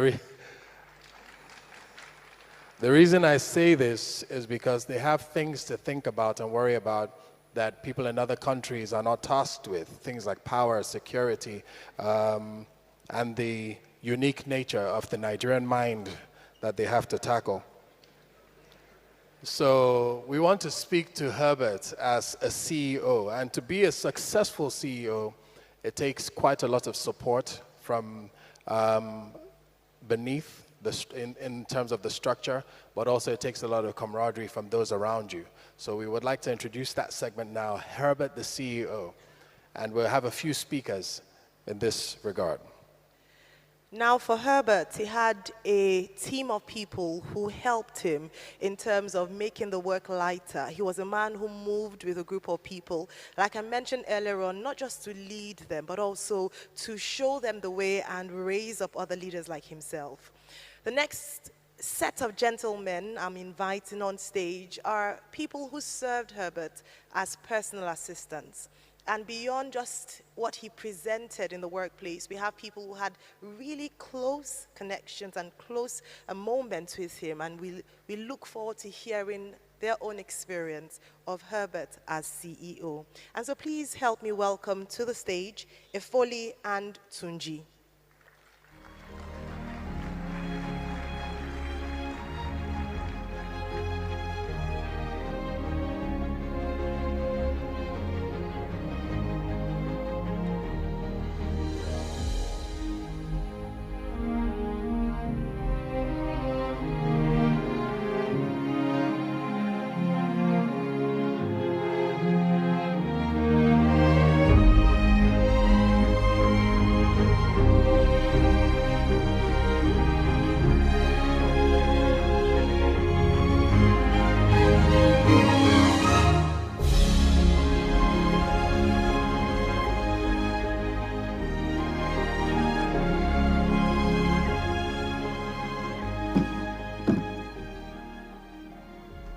Good evening, Excellencies. Access Bank, Access Warriors, and the Fearless.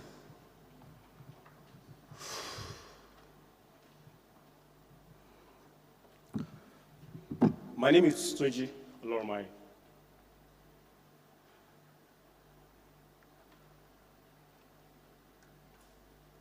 I started working with Access Bank 2004, about 20 years ago.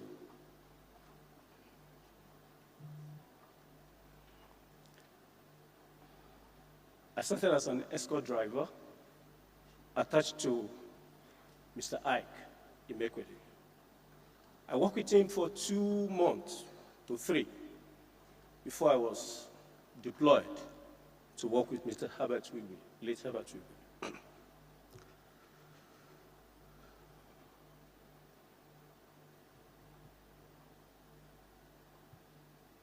Before I started working with him, there was an event I had to go for, which Madam Doreen Wigwe, we had to travel to Obosi in Anambra State. I led the convoy. Excuse me. On our way back, I don't know what she saw in me. She asked our driver then, late Kamal Yusuf, to park around Bagada and ask the escort driver to come. I got to her and she asked, "Can you work with Herbert?"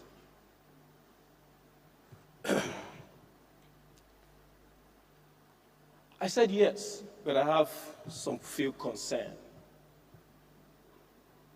That was 2006 towards August, December. And I was supposed to get married around 2006 December. For the fact that I know the nature of work, how we work, the way we close. So I told him I have a concern.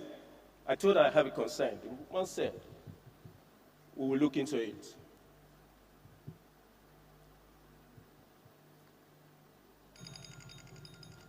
Some days after I started working with him, he traveled and was supposed to come back on Virgin Atlantic. That's early morning flight. I left my house around 8 o'clock, was going to work.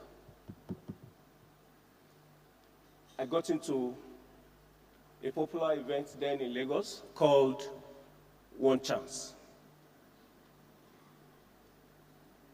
I was beaten and badly battered.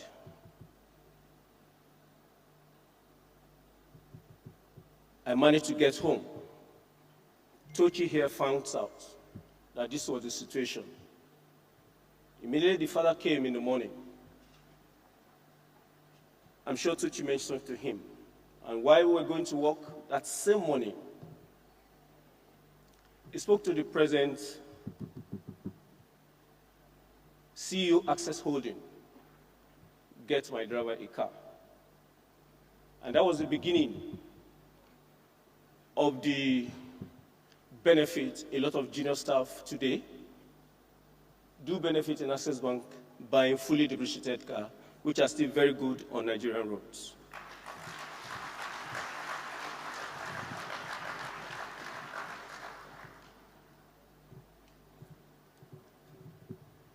I later told him I want to further my studies. He said, "Tunji, if you really want to further your studies, make sure I don't look for you when I needed your service. Arrange the movement." I said, "Okay, sir." I did. I finished my first degree. And I told him I want to do my master's.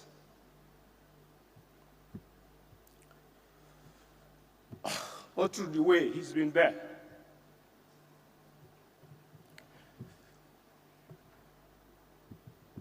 Completing that program,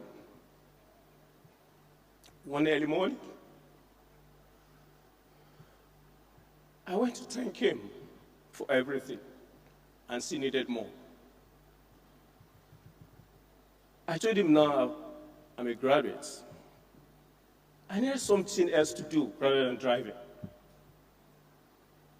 He said, okay, we'll discuss it. Before I knew it, HR called that I should submit my documents. Within a short time, I was given a professional job in Access Bank.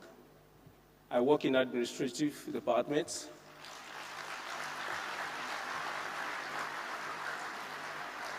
Thank you. He said, okay, Tunji, now you've gotten a job. Can you go and face your administrative job? I said, no, sir. I understand the benefits in between. I said, no. The nature of job I have, I can do other things.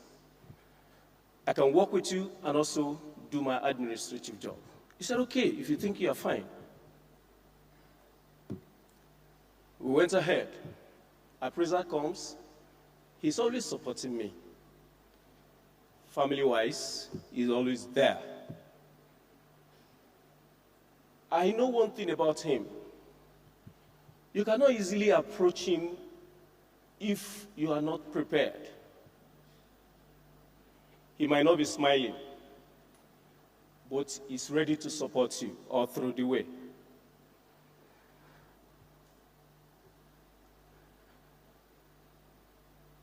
At some point, I had some family issues. I wanted to talk to him. I will get close to his office, I will run back. I will be close, I will run back. The face is always very tight. I put on the courage another day, and I went straight to him. Sir, this and this and this and this are what problem I have, and I want you to look into it. He said, okay, Tuji, it's okay. Before you know it is always there. He's a noble man.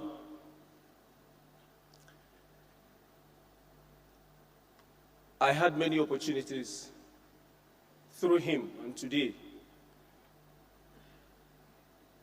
when you hear him talk, if you are wise, you listen, because I gain a lot of fearless and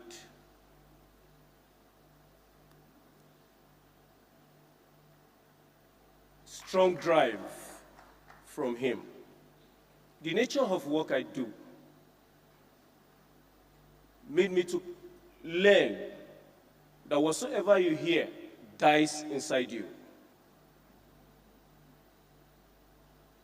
It's a profession, but I thank God today, and I want to speak to Access, the warriors, and the fearless. There's one thing he usually say: we keep going. No matter how difficult the task is, you hear him say, we keep going. Lastly,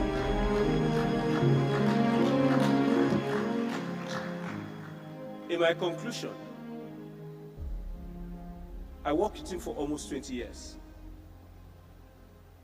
He has never insulted me, but one day, he said, Tunji, are you freaky bunker? I don't know the meaning.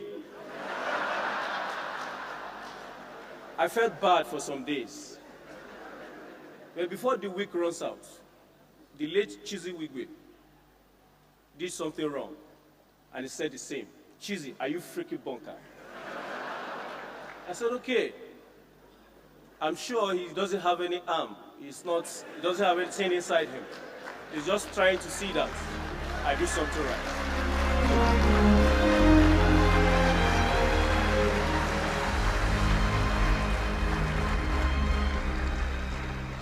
Please put your hands together for him properly. You can do a lot better.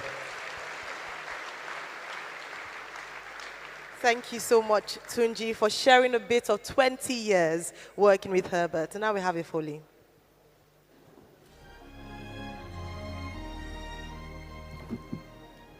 Good evening, all. Please, my apologies. I was out there trying to attend to some of our guests. Good evening, everybody.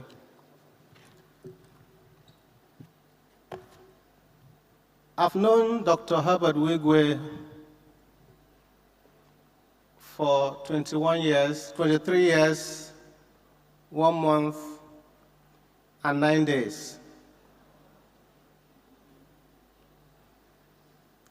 Precisely 2 years ago, when we transitioned into the HOCO company, or holding company, I've anxiously looked forward to a day when the cream of the society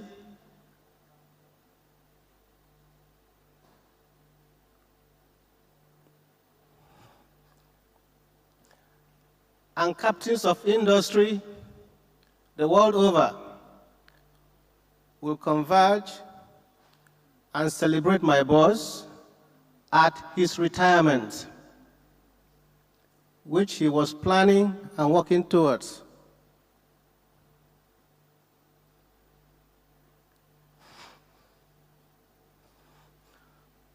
But if it please the Lord that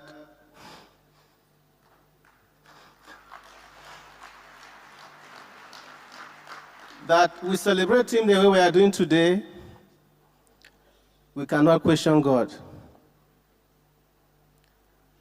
Herbert was a highly intelligent, self-motivated, unassuming, and inspiring leader with an appealing character and personality. He was fearless, and as a matter of fact, he's a nice and kind-hearted man who could do anything for anybody without strings attached. For those of us who have worked with Access Bank for, especially when Ike and Herbert first bought the bank, those days we used to have meetings that will start as early as 6 a.m. and by 6 a.m. our presentation rooms were filled to the brim. Our ESCO meetings those days would start by 10 p.m. and by 12 midnight, our directors will come out for breaks so they could stretch themselves and nibble on something. And by 1 a.m., Herbert will come out and ask you, why are you sleeping? But as God will have it, before long, Herbert became a changed person and he stopped smoking.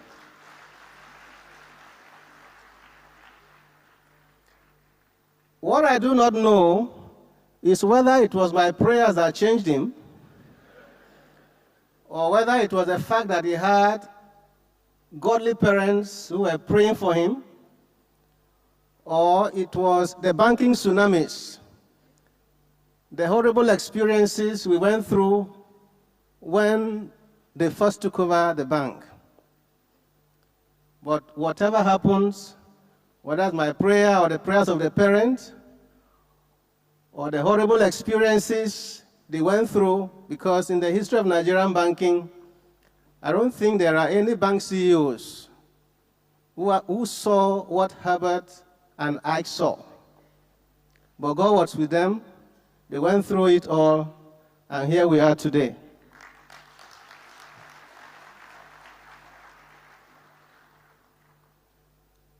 Herbert has always been there for me. He was my sunshine. He remains my hero because he gave me the platform to flourish. Additions. Added a lot of new names, and as I settled down to work on it, because he told me he needs it urgently, as I settled down to work on it, I suddenly woke up only to discover it was a dream.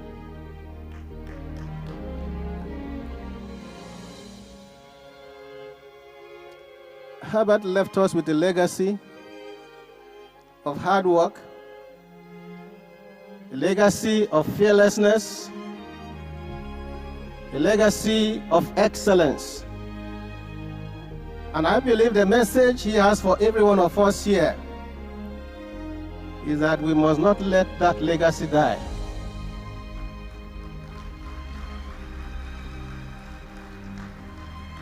For those of us who are not his friends while he was alive, he wants me to tell you, your name is one of those names that were added to that list. And he wants you to join us as we start his journey where he stopped it. Thank you very much. So much. Efoli Ekot. And thank you for serving Herbert. For you and Tunji, many years of service, serving diligently and helping him in achieving his own dreams. At this point, I'd like to just say to Herbert's beloved children, Tochi, David, Hannah, Okachi, that we hope that the stories you've heard so far tonight has encouraged you to understand or give you a glimpse of the kind of man that you had the privilege and honor of calling father.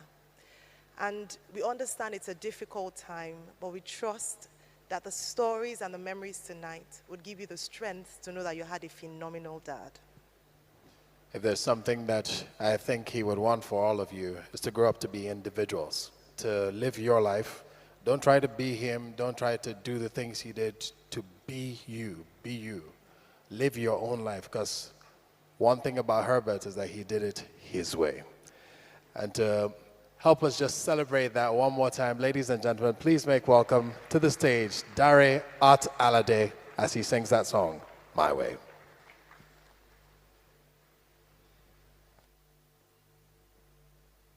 It's one of Herbert's favorite songs, and I'm honored to be singing this.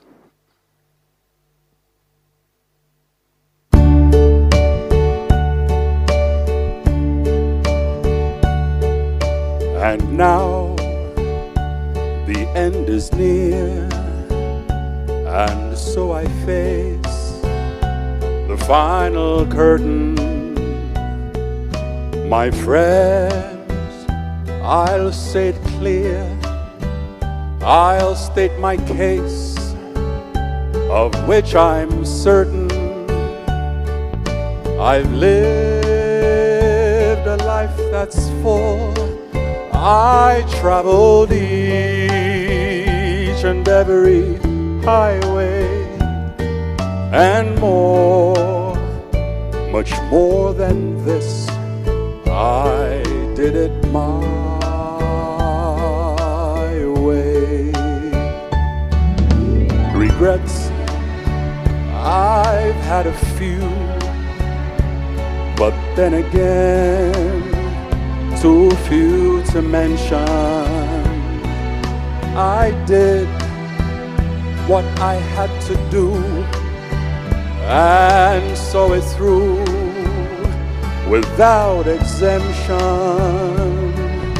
I planned each charted course, each careful step along the byway, and more, much more than this. I did it my way. Yes, there were times, I'm sure you knew, when I bit off more than I could chew. But through it all, when there was doubt, I ate it up and spit it out. I faced it all, and I stood tall and did it my way. I've loved, I've laughed and cried, I've had my fill, my share of losing, now, as tears subside, I find it all so amusing to think I did all that, and may I say, not in a shy way, oh no, not me. I did it my way. For what is a man? What has he got? If not himself, then he has not to say the things he truly feels, and not the words of one who kneels. I faced it all, and I stood tall, and did it my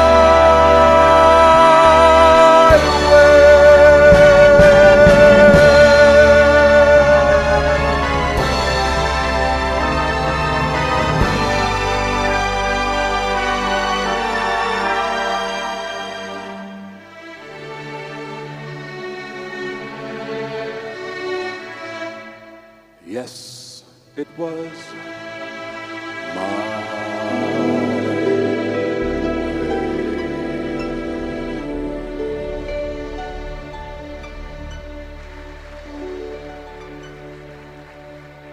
Thank you, Dari Art Alade. And indeed, if there was such a man who did it his way, as a precocious child and growing up to be a consummate professional as a banker, and then being an excellent entrepreneur and a CEO among CEOs, Herbert Wigwe certainly did it his way and excelled at doing it. And we spoke earlier about how it takes also support from other CEOs to make your business and your work as a CEO flourish. And I'd like to welcome one CEO of FMDQ, Mr. Bola Onodele Koko, to come and say a few words about Herbert Wigwe. Please put your hands together for him.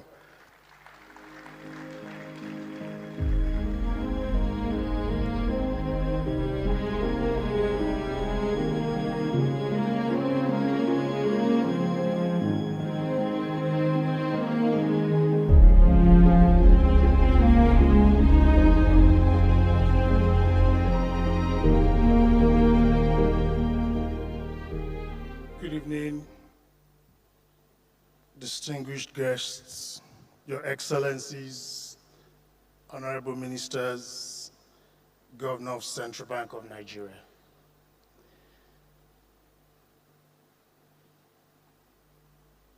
I met Herbert in 1987, I think in Coopers and Librand, although Dakwambo, His Excellency said 88.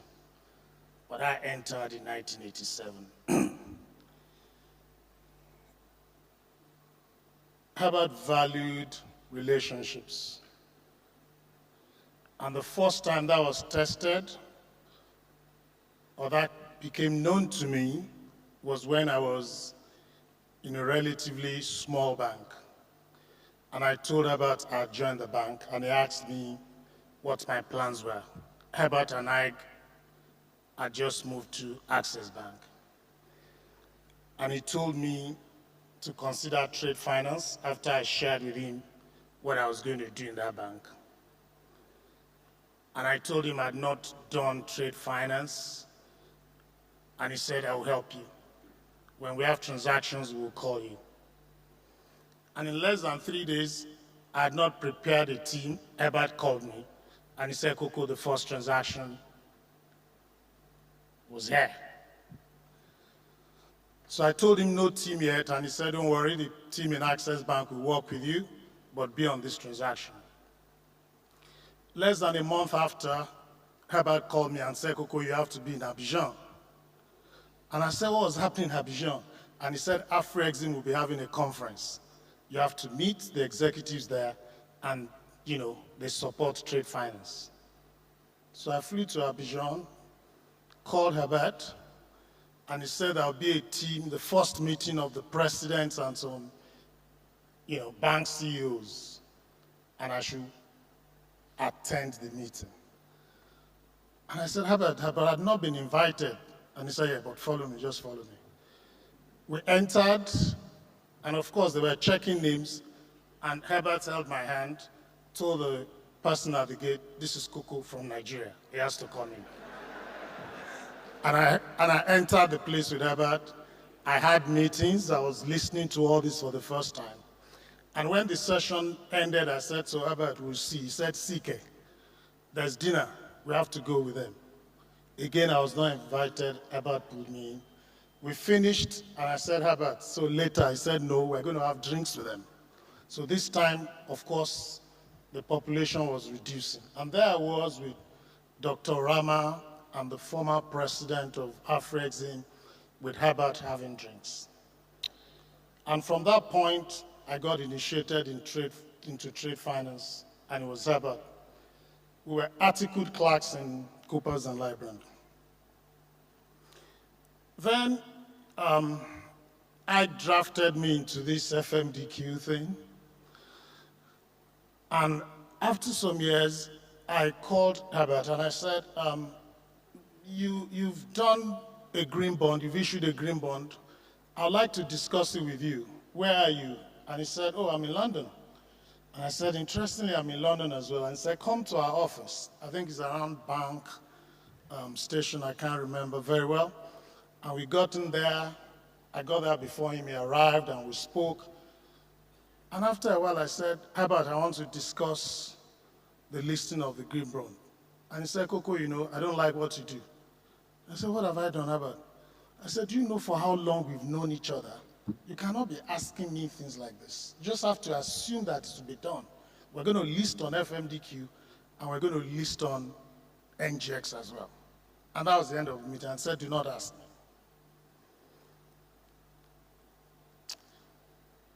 Then UNEP came to work, and they decided there should be a financial center for sustainability in Lagos.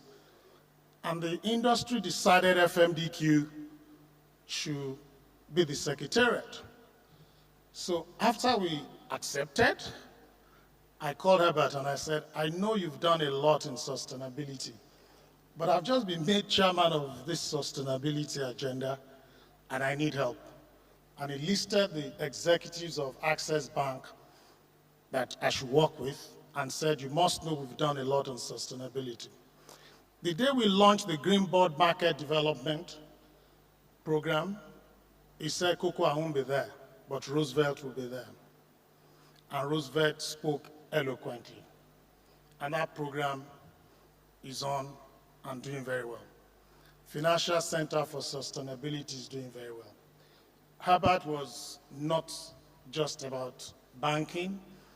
He was also very focused on national issues. The last time I spoke to Herbert, and on video, I think Roosevelt, you were on that Zoom call, was January 2022. And we were talking about how to resolve the FX market in Nigeria and what to do. And I then said, we need to go to central bank to assist and do this. And Herbert was like, I don't like to hear all these things. Coco. And I was begging him. And I said, if we do not resolve the unsettled forwards, we will not be able to build back the market. Nigeria will not be able to build back the economy. And I think there were so many questions he asked that day, and he left saying he will think about it. On January 30, Roosevelt sent me a text and said, Herbert has aligned, and he has given his commitment that we should go to the central bank and support whatever central bank needed to do. That was the last time we spoke. But before then, some time ago, I think NGX, there were some minor issues in NGX. And Herbert called me and said, Coco, what are we going to do about NGX? So I thought you forgot where I worked. And I said, Herbert, I'm the CEO in FMDQ. We compete with NGX. And he said, I know that. But do you know this is where the wealth of Nigerians are? Coco, we need to stop talking about competition. We need to do something, collaborate, and rescue. This is our exchange. He said, do you have some shares? I said, yes, including Access Bank shares. And he said, so exchange cannot go down. And he said, we need to talk about this. And I said, okay. Then FMDQ made investment in CSCS. And I went to see Herbert in the new office. And we're meant to talk about the transaction. And the first thing Herbert talked about was the consolidation of NGX and FMDQ. And I said, Herbert, I'm sorry, but that's not what I came for. He said, let's arrange a meeting with Ike, and we need to talk about the consolidation. Nigeria needs to be bigger, and the exchange in the country needs to be big to compete in Africa and support so many things. That's what he wanted to talk about. Well, we talked about the transaction, and I made a commitment that I would go talk to Ike, but we never held that meeting. Ike, I quite honestly do not know how you're going to fill this void. I don't. Roosevelt and Bolaji, don't worry, you will succeed and you will exceed, because this is what Herbert will want. He was a fighter. He was a warrior. The first time I saw a bank CEO prostrate for a CBN governor was when I was with Herbert. Access Bank did nothing wrong on the transaction, and the central bank then, not the one now, which is highly professional, decided to punish Access Bank. And I saw Herbert on the floor, rolling to avoid a fine that was not justified.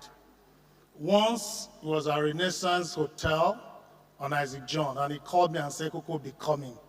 The governor is here with me. And I entered my car and ran there, and he was on the floor, undeserved. But he was doing this for Access Bank, and I told Herbert, put all the papers of this transaction together. Someday, we're going to have a professional central bank governor, and they will have to look at this transaction again. The second time on this transaction again was in the office in Abuja. I was drafted to come because I'd written a letter supporting Access Bank position, and I'd been warned not to be along that I was standing in between crossfires, and I decided to stand because Access did nothing, and Herbert did nothing, and he valued relationships, and I'm glad I stood for that.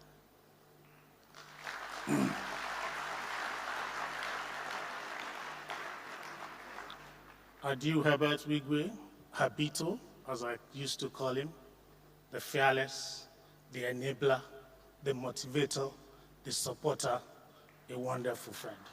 Thank you.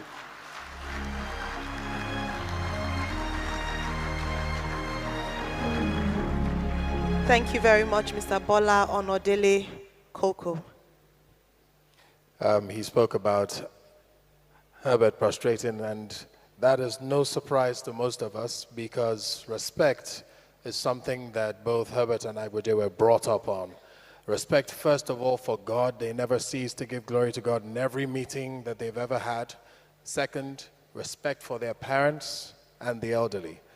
It was in this hall where we saw, just after the merger or the acquisitions of one bank, where Herbert and Igboje knelt to appreciate their shareholders and investors on this stage. Respect came easy to your father. Next, I'd like to invite to speak CEO TCX Investment. They handle delivering currency risk solutions to African borrowers. Please make welcome Rod Boer as he comes up to say a few words.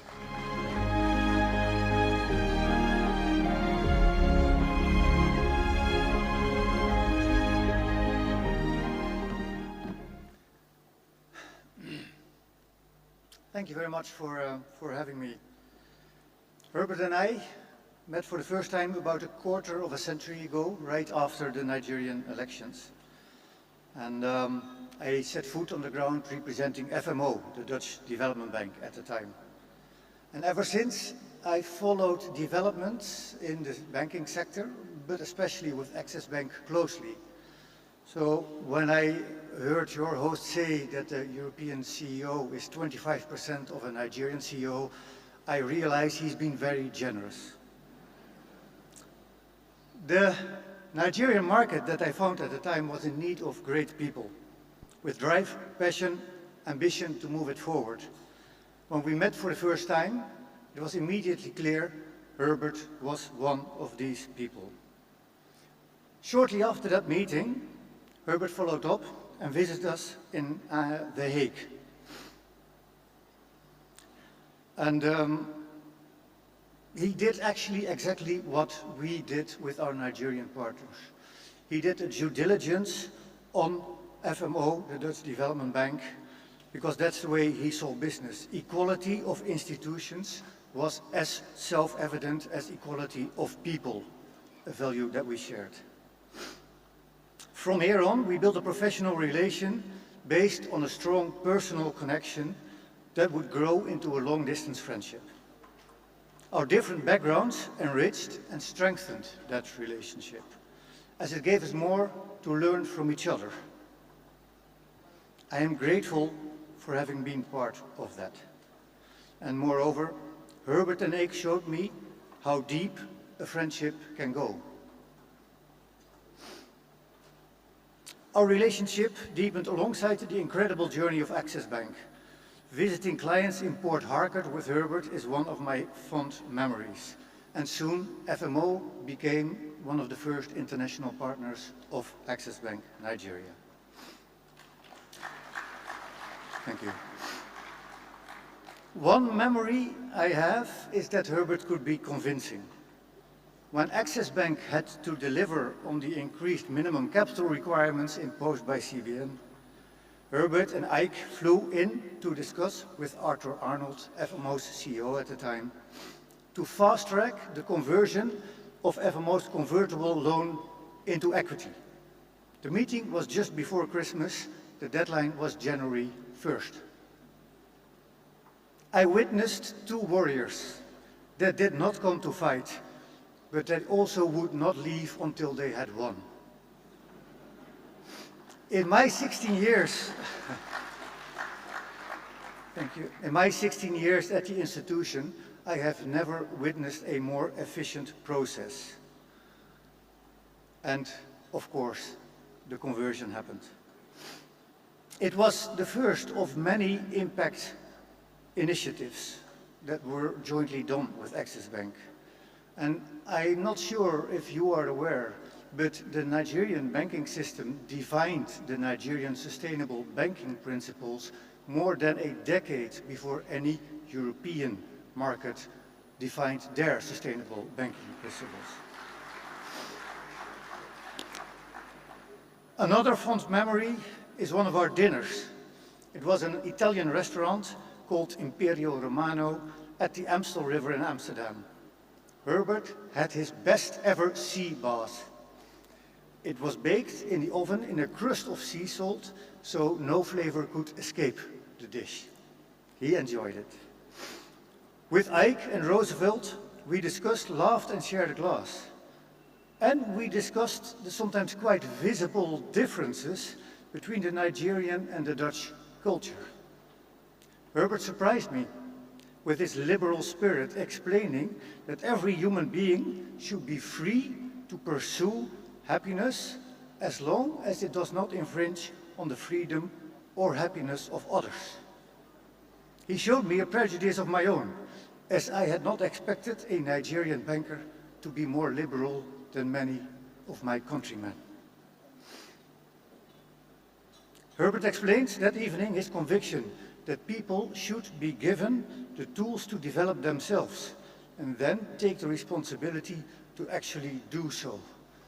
Tonight I witness this is the philosophy behind many, many of his initiatives. What is, over the last days, what happened is that I realized that Herbert's voice trespasses time and place for me, at least. I can still hear him in his unique tone, his unique intonation, laughing, saying, "Oh, rude." Herbert, I miss you as an example, as a force for good, as my Nigerian brother. Thank you.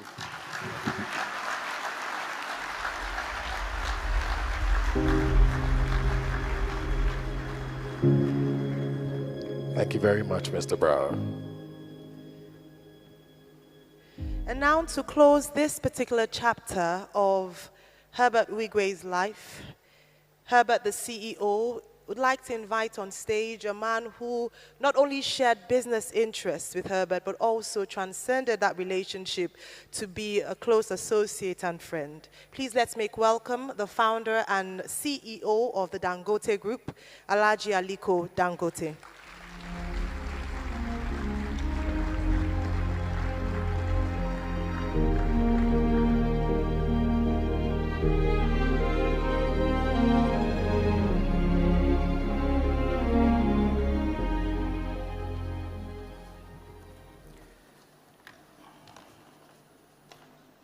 Your Excellencies, Your Highnesses, distinguished ladies and gentlemen, I stand here today with a sense of profound loss and feeling of utter helplessness.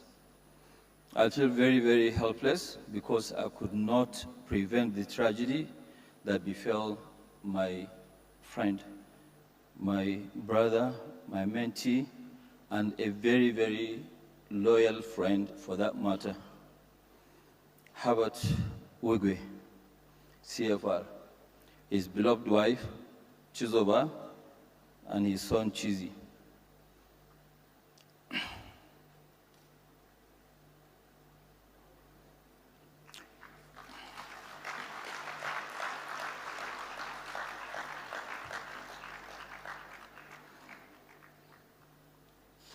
Herbert was a visionary role model in fortitude and a perfectionist who gave so much of himself, is no longer here with us. But his transformative strides are seen all over our economic landscape and even in the heart of social milieu in Nigeria and the rest of the world. Many people, including his family members, friends, and associates, church brethren, mentees, and former acquaintances have written and said a lot about a man who broke all records and pushed boundaries in the realm of banking and applied his fine skills to reshape the entire sector. His legacy in philanthropy will always never be forgotten. I choose to remember his long friendship, undivided loyalty, and his zest for life among numerous other attributes. He was a pillar of strength and support for me, my family, and our businesses. He was not afraid to go out on a limb to help me untie the several knots that actually came up as our organization grew and flourished. He was proud to be part of my success story, and I'm proud to name him my devoted friend, mentee, and brother.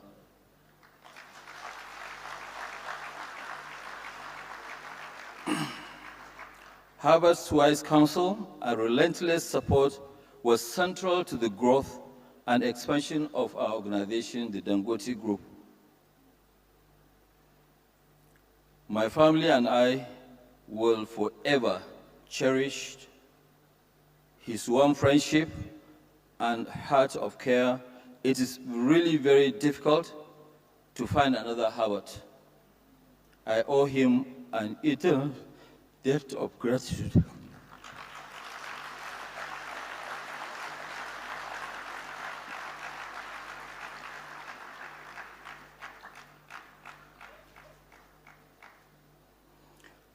Although Herbert never joined the military line, he could be referred to as a soldier of courage and distinction.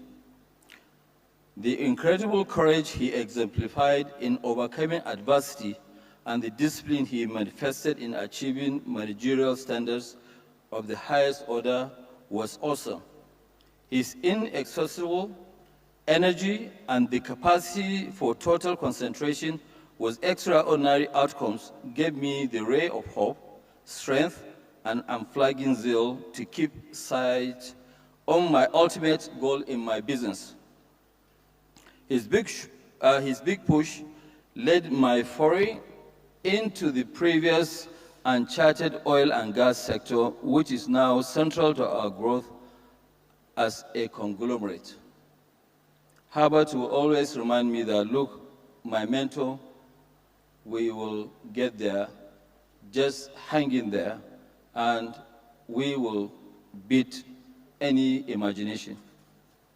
I remain eternally grateful to Herbert, who immensely supported me in the completion of our project. And he said that, look, my mentor, if I have to give you my life, I will do so. Let's carry on.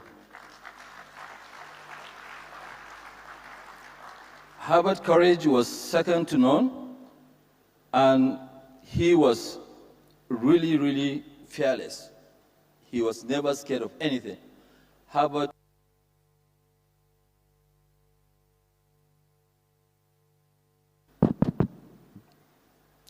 and I share a common principle of perseverance, which is one of the cardinal virtues of success in business. Harry Truman, the 33rd President of America from 1945 to 1953, once recounted in his memoirs that being president is like riding a tiger, and a man has to keep riding or be swallowed. A president has to be constantly on top of events, or if he hesitates, events will soon be on top of him. I never felt I could let up a single moment. Herbert prodded me when I hesitated, gave me a nudge when I was weak, and consoled me with the words of my mentor, hang in there. We will remain, he will remain unforgettable, friend, mentee, and a brother, and I feel that I'm part of the family. Bidding farewell to a brother, mentee, and a very, very loyal friend, his beloved wife, Chizoba, and his son, Chizi, is an extremely arduous task for me. But I'm consoled by the fact that Herbert has run a successful race and has gone to a better place. To immortalize my beloved friend, my brother and mentee, I have actually decided to name our major refinery and petrochemical road. Out of the 120 kilometers, the biggest road will be now named Herbert Wigwe.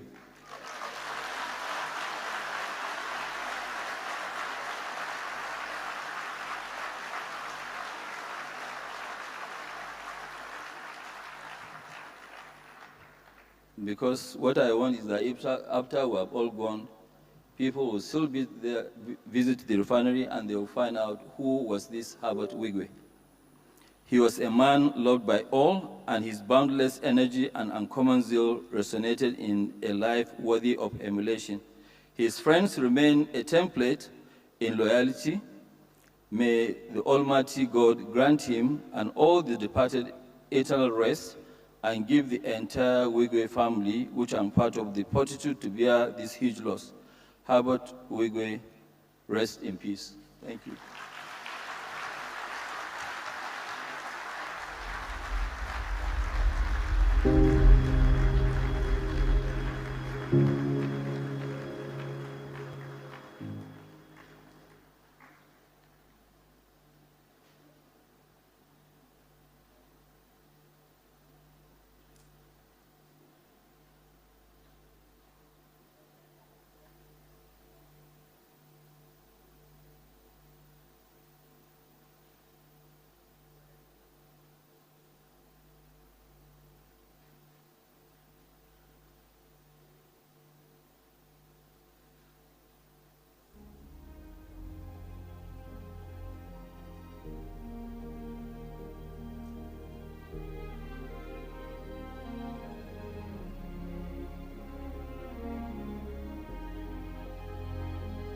beyond comprehension. I am shocked and deeply distressed by the news of the passing of Mr. Herbert Wigwe, a distinguished banker, humanitarian, and entrepreneur, and Mr. Abimbola Ogunbanjo, the former group chairman of the Nigerian Exchange Group PLC, along with members of the Wigwe family, Herbert's wife Chizoba, and son Chizi. Their passing is an overwhelming tragedy that is shocking beyond comprehension. I extend my condolences to the Wigwe and Ogunbanjo families, the business community, and all those impacted by this harrowing incident. I pray for the peaceful repose of the departed and ask God Almighty to comfort the multitude of Nigerians who are grieving and the families of the deceased at this deeply agonizing moment.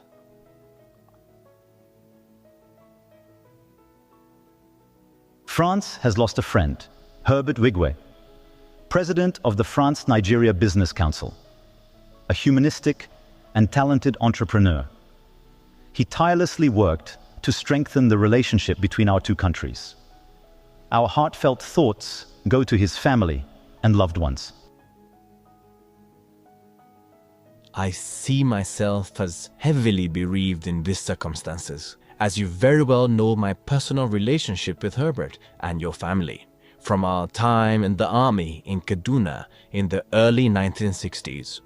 I discovered and came to admire a number of Herbert's personal traits in the time I knew him.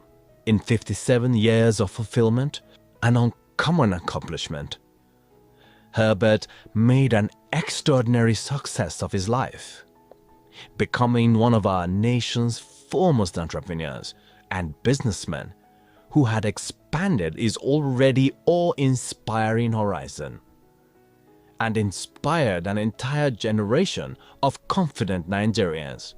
I know Herbert still had so much to share with this generation and generations to come from his extremely rich and eventful life and career. Without a doubt, the family, friends, colleagues, the corporate community, and the entire nation have lost one of the brightest stars in our firmaments. His place will be difficult to fill.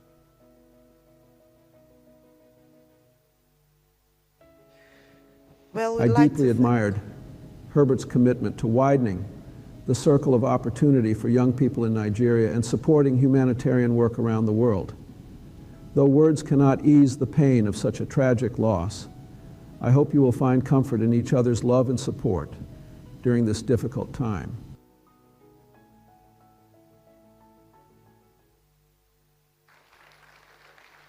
Well, we'd like to thank very much the President of the Federal Republic of Nigeria, His Excellency President Bola Ahmed Tinubu, the President of France, Mr. Emmanuel Macron, the former President of Nigeria, Chief Olusegun Obasanjo, and of course the former President of the United States of America, President Bill Clinton, for their wishes at this time and the message of solidarity and comfort to Herbert Wigwe's family. And speaking about presidents, one American president, John F. Kennedy, said, "Ask not what you can do for your country. Well, ask not what your country can do for you, but what you can do for your country." The next phase of Herbert's life we would like to speak about is nation building. The next few speakers you'll hear from, many of whom will be related with politics or governance, have national impact. Their jobs have national reach. Herbert was not a politician, but he was every bit a nation builder, and they will come to speak to that fact. Please make welcome our very first of those speakers. The first speaker is the Executive Governor of Ogun State, His Excellency Governor Dapo Abiodun.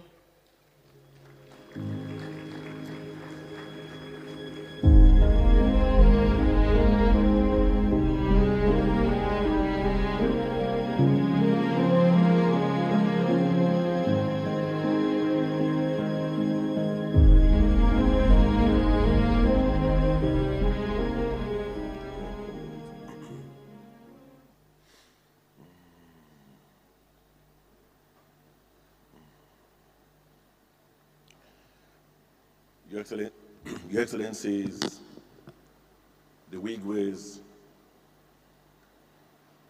and friends of the Wigwes.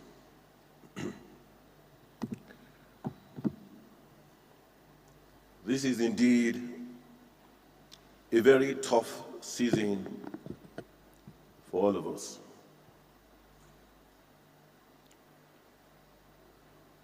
I still cannot believe that we're all gathered here this evening, and this is why we're gathered here. It remains unbelievable. I can't but play back the numberless meetings and events in and out of the country, again in my mind. I've looked at pictures and videos of us again and again. Words are definitely not enough to describe how larger than life Herbert was. He was a doting husband. He was a loving father to all his children, both biological children and all those he adopted. He was extremely hardworking. He was daring. He was bold. He was diligent. He was intentional. He was consistent. He was compassionate. He was caring. He was reliable. He was dependable. Herbert was loyal to his friends. He was intelligent from every single account we've had this evening. Extremely cerebral. Herbert was way ahead of his time. He was ever so forward-thinking and forward-looking. He believed in this country, Nigeria, and he was very patriotic.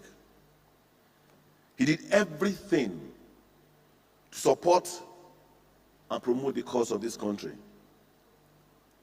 Herbert's paths and I crossed about 30 years ago when he was still a baby banker in Guarantee Trust Bank alongside with Ibuje. I saw a bright future ahead of him, but I never knew he would evolve to become the great man that he became. They say the world belongs to those that dare. Yes, he definitely dared. And he conquered. Personally, I can't thank him enough for believing in me, for being my brother and my friend, for supporting my dreams, for supporting my aspirations and my vision for the good people of Ogun State. From the prompt payment of salaries my first day in the office, to the issuance of our private bond, and several visible infrastructure projects that crisscross the landscape of Ogun State, particularly the Gateway International Airport, the Ekpe-Ijebu Expressway, and several others. The history of the new Ogun State will not be complete without the mention of his contributions. He made me appreciate, thank you. He made me appreciate what he called the speed of trust in governance, which was to hit the ground running so as to execute and complete all my planned projects in a tenure. Herbert was always there to provide a bridge. We had so much work in progress coming back from Cairo, but man proposes and God disposes. He was a different person to everyone. selfless, and promise-keeping.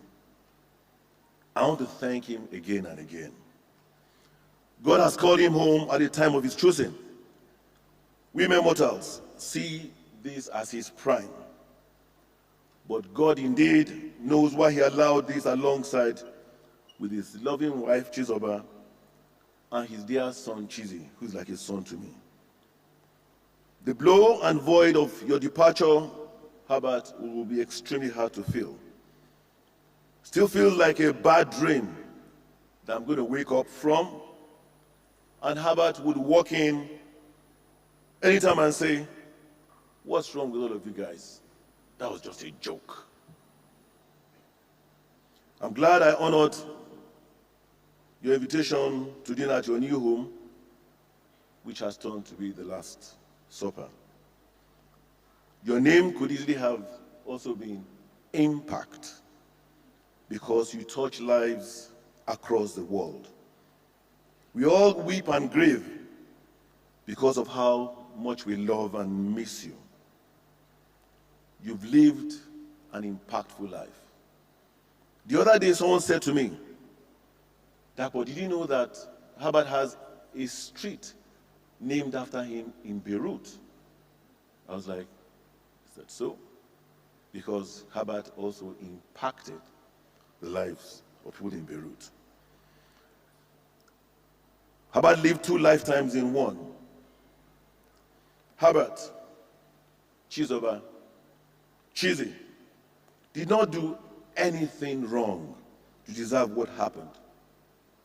It was written.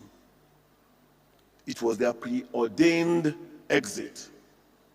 Like I said the other day, good and bad things happen to good people. On behalf of my family, the good people and government of Ogun State, I pray the Almighty forgives all Herbert's sins, that of his wife and his son, grant the repose of their soul, while granting his aged parents, his daughter, Tuchi, her siblings, other family members, I, all your friends, the Access family, the heart to bear this very tragic loss. You will continue to live forever in our hearts. As the Bible says, "He that believes in me, though he were dead, yet shall he live, and whosoever lives and believes in me shall never die." May the Lord keep and protect us all in Jesus' mighty name. We will keep your legacies moving. Good night, dear Herbie.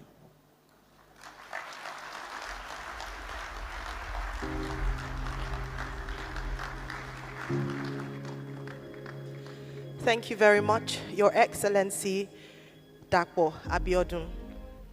Indeed, Governor Dapo Abiodun had spoken about Herbert's support for the shared or building our future together agenda in Ogun State. He was a detribalized Nigerian, and he supported and had friends across different tribes and backgrounds here in Nigeria. When COVID ravaged the world and made its way through Africa to Nigeria and eventually to Lagos, these 3 men were amongst the first to jump up and answer COVID at our gates. Herbert Wigwe, Igboje, and my next speaker. In his Instagram post about Herbert, you could tell he wasn't just writing about someone he had heard about or read about or someone he had interacted with officially. He was speaking about someone he counts as a friend.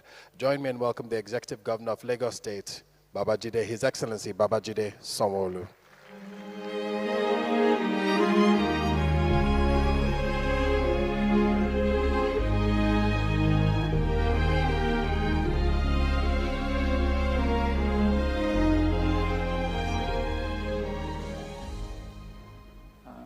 Good evening, everyone. So 4 nights ago,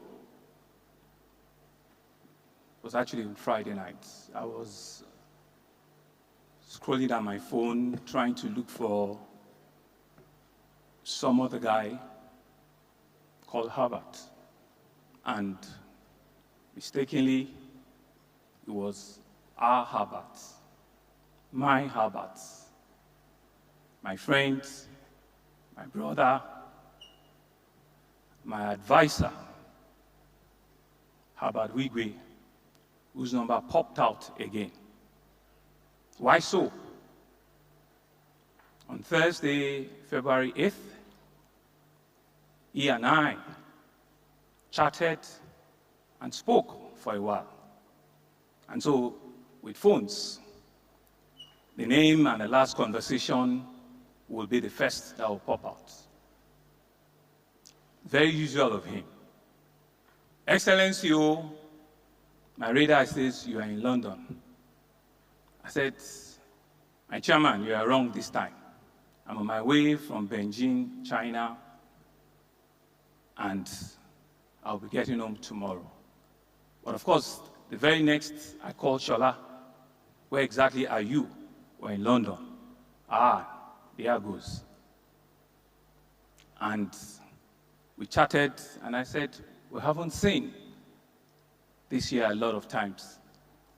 And he says, I will see you in exactly 6 days. This was on a on a Thursday, and he says he'll be back the next Wednesday, and he will see me on Thursday.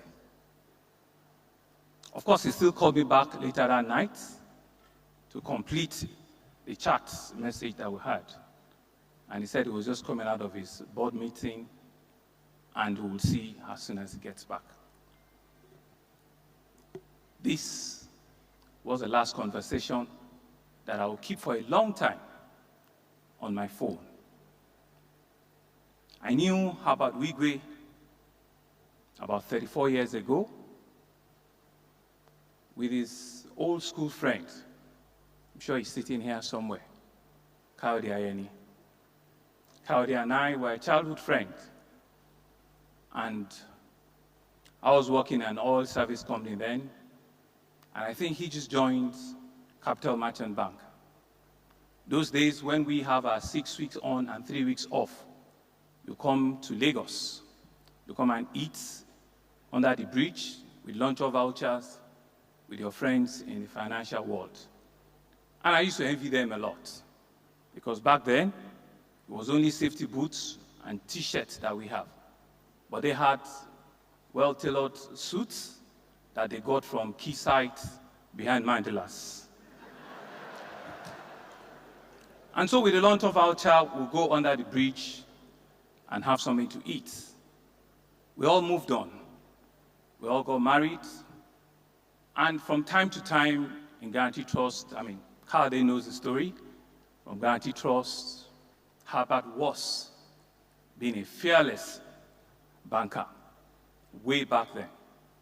And our paths cross once in a while. All of his siblings.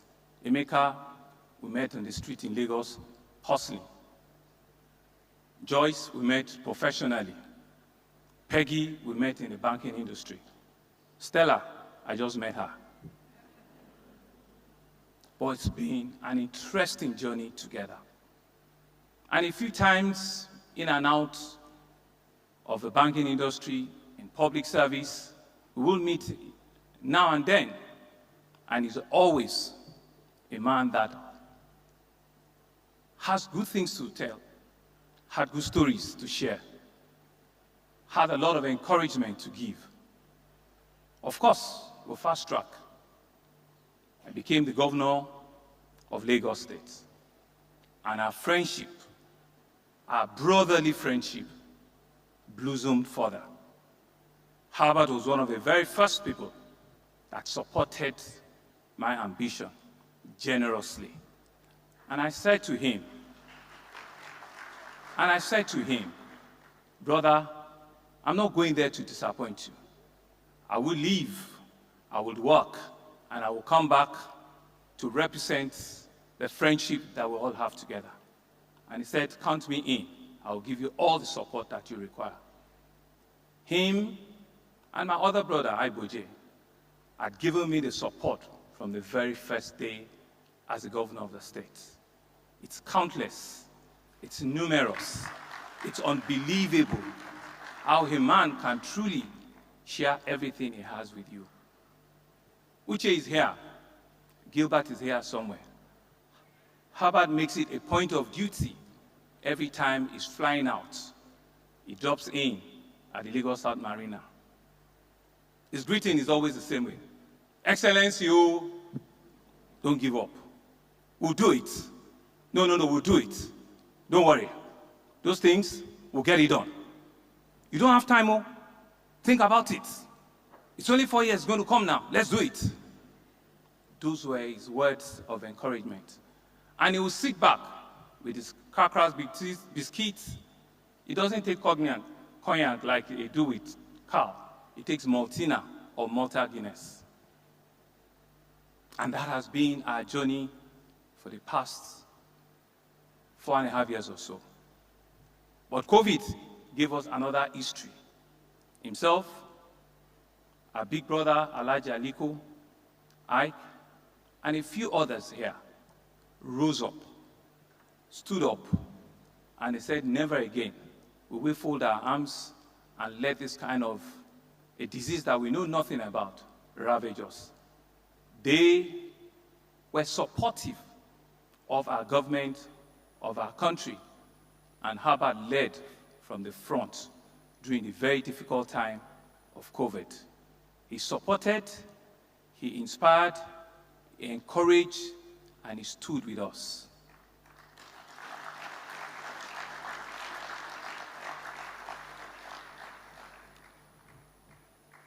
On a personal note, not only has he taken me as a brother, my son, who he interviewed, works with him in one of his offshore companies.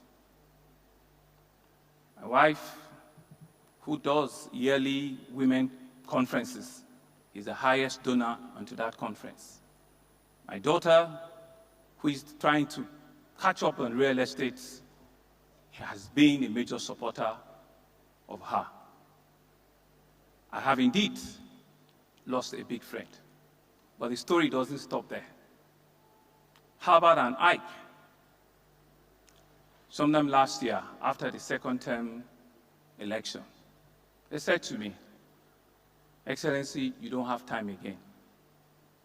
What can we do? What legacy are you going to leave behind? How can we help you? What are those things, those big things that you have that you cannot realize? And with all of us, with Roosevelt, with Iboje, with Herbert, took a trip to Cairo. And they put together the biggest audacious financing plan that I've ever seen, by anyone. And they said to me, Governor, you have what it takes. We believe in you, we trust you. Go ahead and change the face of Lagos. That's my brother for you. That's Herbert Wigwe for you. That's a man that all of us are truly celebrating today. One of my joy this evening is the fact that I now know that indeed Herbert has a Lagos story in his life. He was born at the Lagos Island Maternity Hospital. That speaks volume, because indeed he's an Isaleko boy. And we're going to own it and claim it as part of us.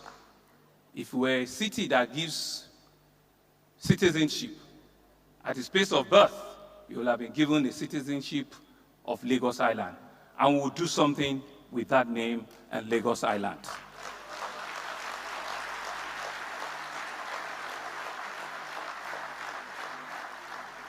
Ike, you haven't lost a brother. We haven't lost a brother. You have earned 4 new children. And I know with you, they will also be fearless. With you, you will take them to where Herbert will be looking up and will be happy with you. Emeka, Joyce, Peggy, and Stella. You haven't lost a brother. You have gained all of us as your new family members. This is what Herbert has worked for. This is what he wants to leave behind for all of us. Uche, Gilbert, Dere, Rosie, we're all one big family now. Herbert has indeed transcended beyond borders, completely detribalized, having a Nigerian story in his heart. And so, on behalf of the people and government of Lagos State, we will cherish what he stood for, what he believed in. And Lagos, I repeat, Lagos will not forget Herbert Wigwe. We will live to support the family, to support Tuche, David, Hannah, and the great fearless Ukachi to become someone that your mom, Chizoba, will be happy with, that your brother, Chizi, will be happy with, and that indeed all of us will live the fearless story, the legacy of Herbert Wigwe. Thank you very much.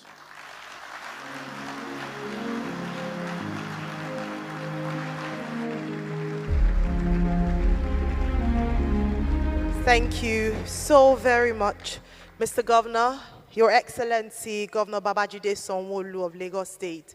Thank you for speaking straight from your heart and also the promise to immortalize the legacy and the memory of Herbert Wigwe.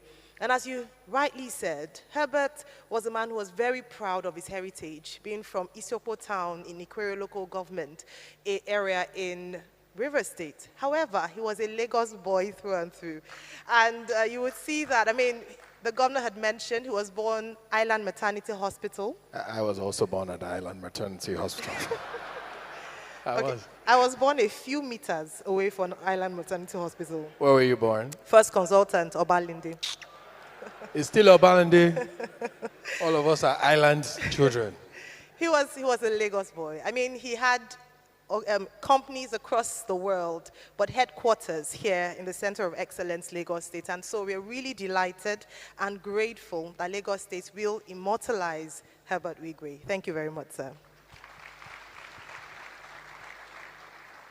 Still speaking to his work as a nation builder, we'd like to invite someone else who also has national impact with the work that he does for a living. Please make welcome the Minister of Finance and Coordinating Minister of the Economy in Nigeria, Mr. Wale Edun.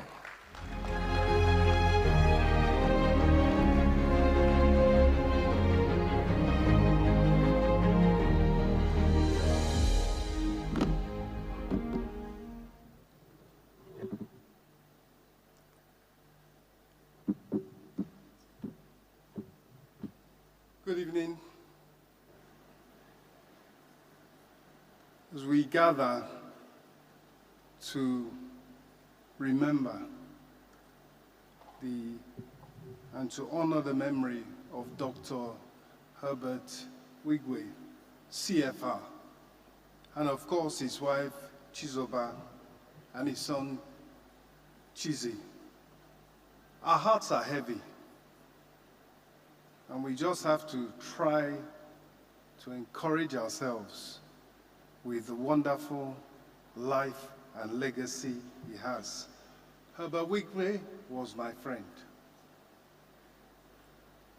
He was my younger brother. He was my aburo. And like all of us here, I feel deeply pained at his passing.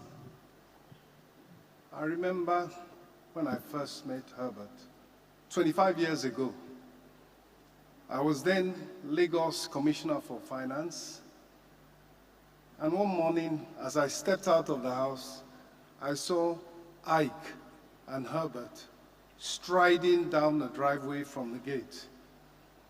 They had come to market the services of GT Bank, or as it was then, Guarantee Trust Bank.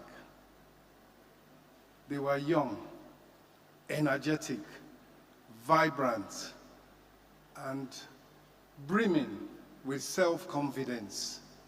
And I knew then that these were two young men who were going to achieve a lot in their chosen careers and in life. And of course, so it has turned out.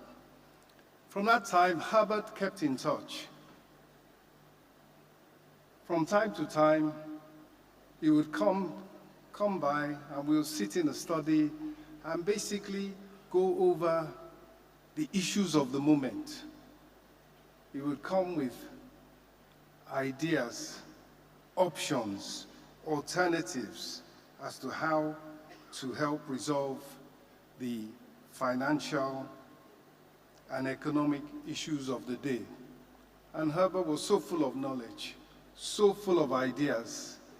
He was so creative in his thinking, and his optimism was both infectious and very, very encouraging. So when Herbert took over the reins of Access Bank, he kept in touch still, despite the huge amount of work he had, because as we all know, the international presence of Access Group today is the result of the relentless, the tireless work that Herbert and indeed his entire team put in.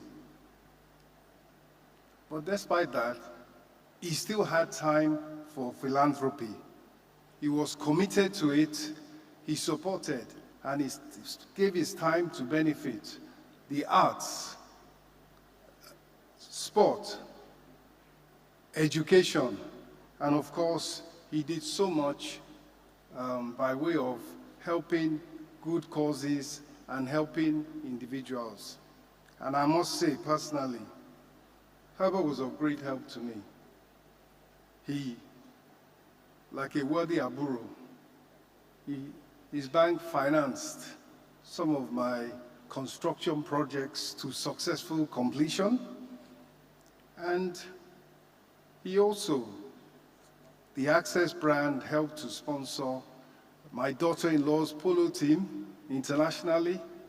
And just a couple of days ago, as a result of a fallout of that, I was in Doha, and the Access brand was prominently displayed at the Qatar National Sports Museum.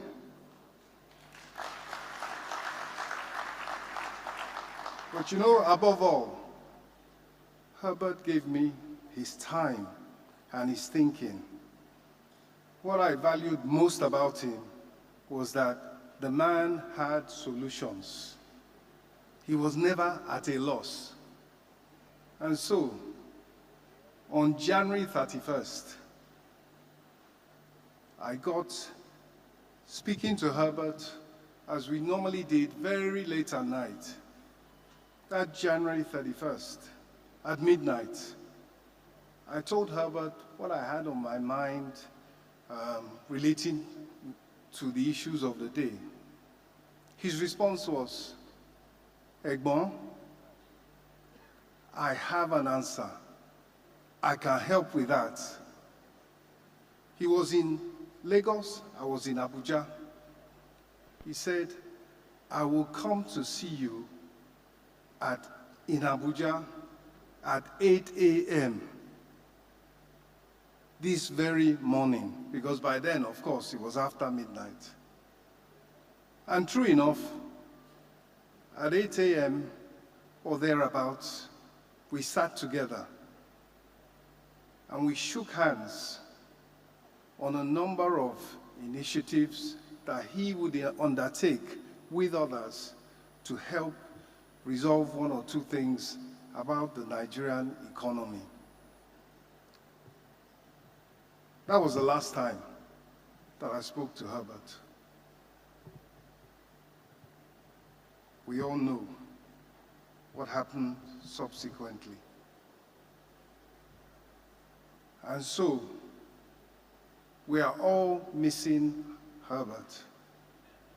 But you can imagine how much I felt suddenly without such a strong pillar of support, which he was throughout the time that I knew him. In closing, let me offer my deepest condolences to Tochi, David, Hannah, Okachi, and indeed all the families of those who lost their lives in a tragic accident. Thank you.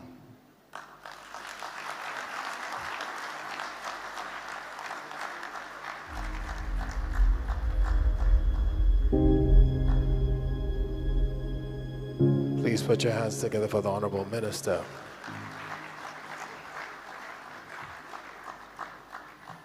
We're gradually coming to the end of tonight's celebration of professional excellence. We have only a few more people to go to come up to share their own memories and pay tribute and celebrate the life of this excellent man and phenomenal banker and entrepreneur, CEO, and of course man in the person of Herbert Wigwe. And before we do that, the next set of people we're going to invite on stage share a common thread.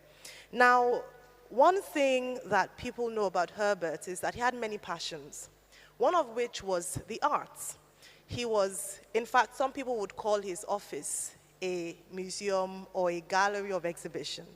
And so it's no wonder that when there was a multiple stakeholder approach to refurbishing the National Arts Theatre, coordinated by SANEF, as well as the Bankers Committee and the Ministry of Finance, the CBN. He was one of the key contributors to that collaboration. And we're delighted to have here a woman who was part of that, in fact, one of the key drivers of that initiative in the person of the CEO of the Shared Agent Network Expansion Facilities, Ms. Ronke Kuye, here with us. Please put your hands together. We see her making her way to the stage. Now, she had to interrupt her journey to the UK for her 60th just to ensure that she was here. So let's give a big happy birthday round of applause. Good evening, all. Herbert Wigwe, HW as we called him, was an enigma. We really could not understand how he managed to be successfully involved in multiple time-consuming activities, but he somehow pulled it off with sustained passion and commitment. There are only 24 hours in a day for everyone, but he made those hours count. HW was responsible for spearheading the drive for financial inclusion in Nigeria, which led to the birth of SANEF and the remarkable results achieved today. Leading a successful bank was not enough. He believed that providing banking services must extend beyond the urban areas to include the last mile in rural communities. HW did not only believe, he implemented and executed by ensuring that Access Bank played a lead role under SANEF, as well as engaging directly to ensure that those without financial services are reached. Restoration of the iconic National Theatre Igomo, a project christened the Lagos Creative and Entertainment Center, LCEC, was a project close to HW's heart. As a true lover of the arts, it was no surprise to find him leading the charge and rallying others to bring this national monument back to life. The objective being to ensure that Nigeria will be considered once again the destination of choice for entertainment and other events being hosted in Africa.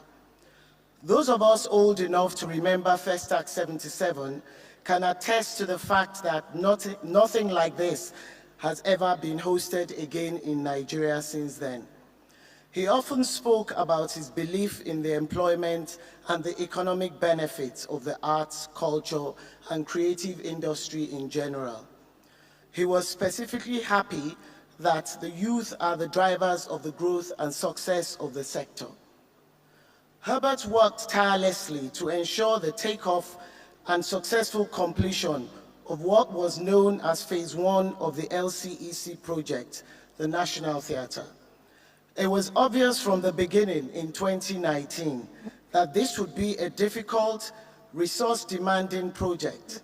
But as an active member of the working group and the STERCO, HW made sure he made time for the weekly meetings with the project's reporting team, during which he often reminded us that failure was not an option. He often reiterated that we had to deliver this project as planned and in a timely manner. He chaired the 117th meeting on February 5th, 2024. Sadly, it was his last. Today would have been the 119th meeting at 5 p.m. HW was an excellent connector and problem solver. He seemed to have the capacity to assemble a team to deal with an issue in an instant. On the project, he reached out to all quarters, even the most difficult, to ensure that we got what we needed to deliver results. His favorite phrases being, "Leave that to me, consider it done." He took his time to explain his position on knotty issues and often ended it with, "If you get the point I'm trying to make." And yes, most times we got it.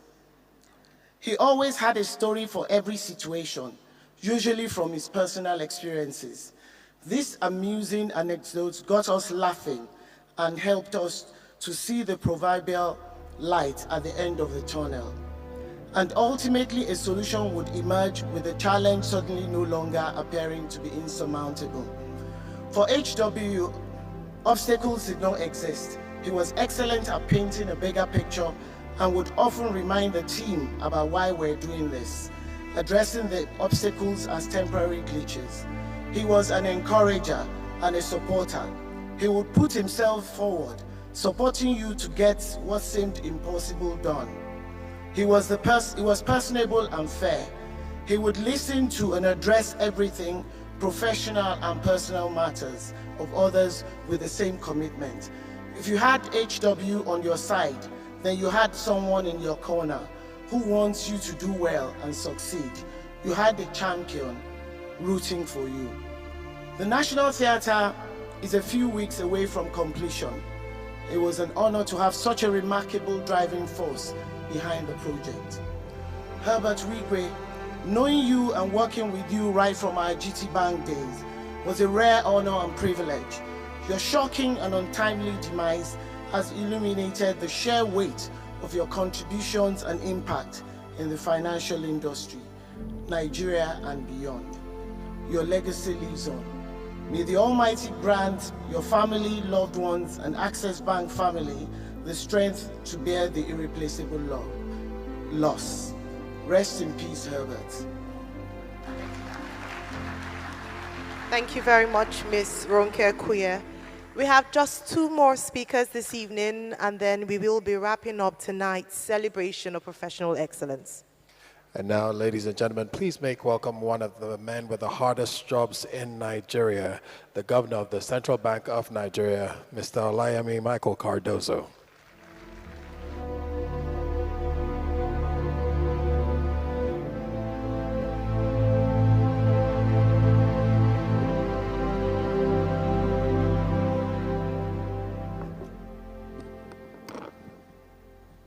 Who said I have one of the hardest jobs in Nigeria?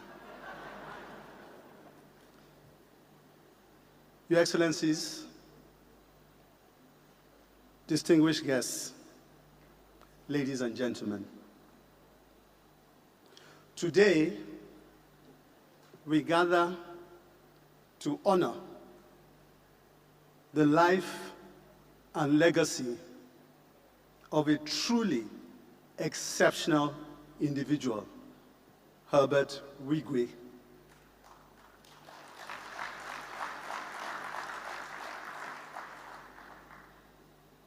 Herbert's passing on February 9th, 2024 was a sudden and profound loss. Yet, as we come to terms with this loss, it is important that we celebrate the life of a man who dedicated himself to excellence and to service.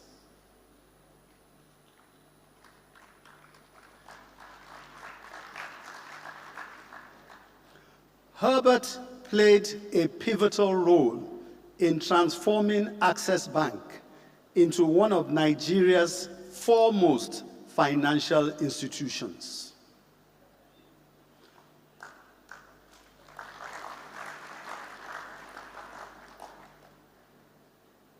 Herbert's vision, diligence, and commitment elevated Access Bank to a position of prominence not only within Nigeria, but across the continent and the global financial arena.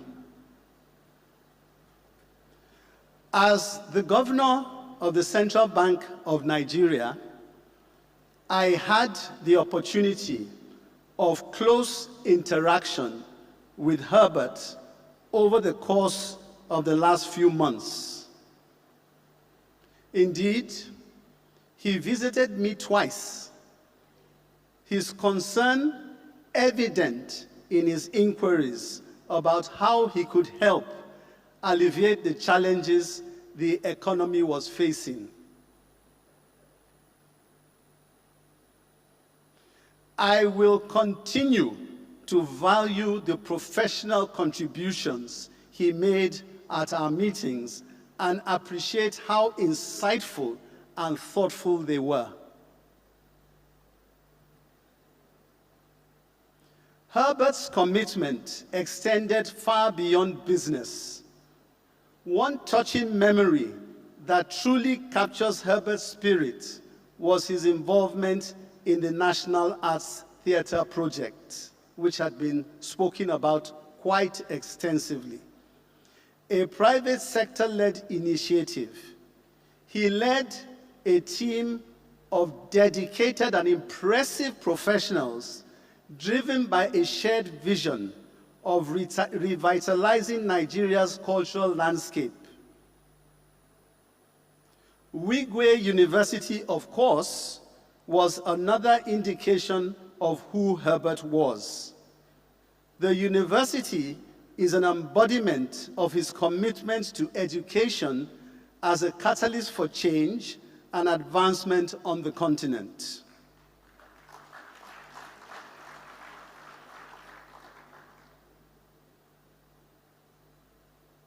When I visited his family home, Herbert's parents spoke very lovingly about their son's unwavering commitment to making Nigeria better.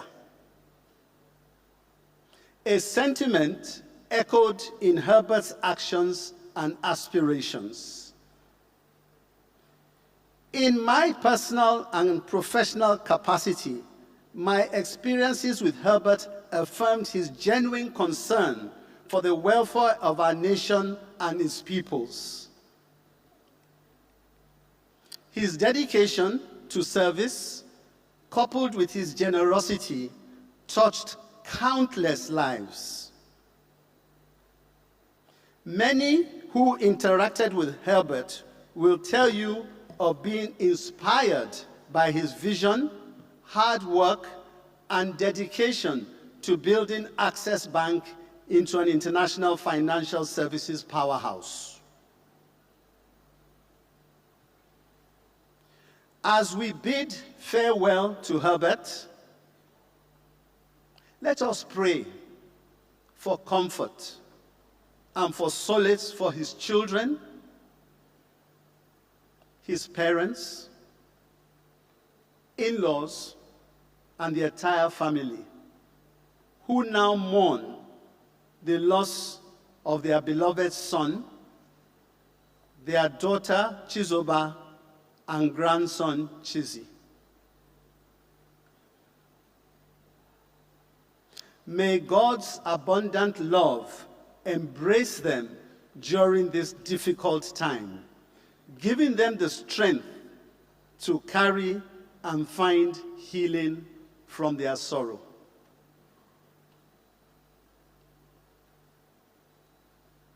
In closing, let us remember Herbert, not merely for his professional accolades or material success, but as an exceptional leader.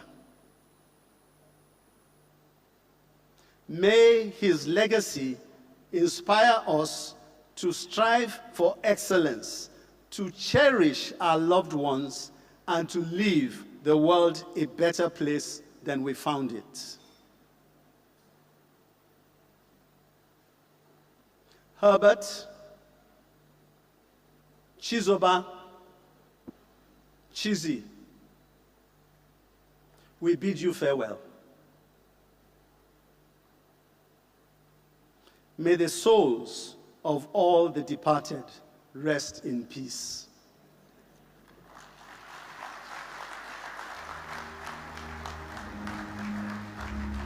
Thank you very much. The Governor of the Central Bank of Nigeria, Mr. Olayemi Cardozo. And now for our final speaker for tonight to wrap up the celebration of the different chapters and facets of Herbert Wigwe's life. It's our pleasure to bring on stage the President of the African Development Bank, Dr. Akinwumi Adesina.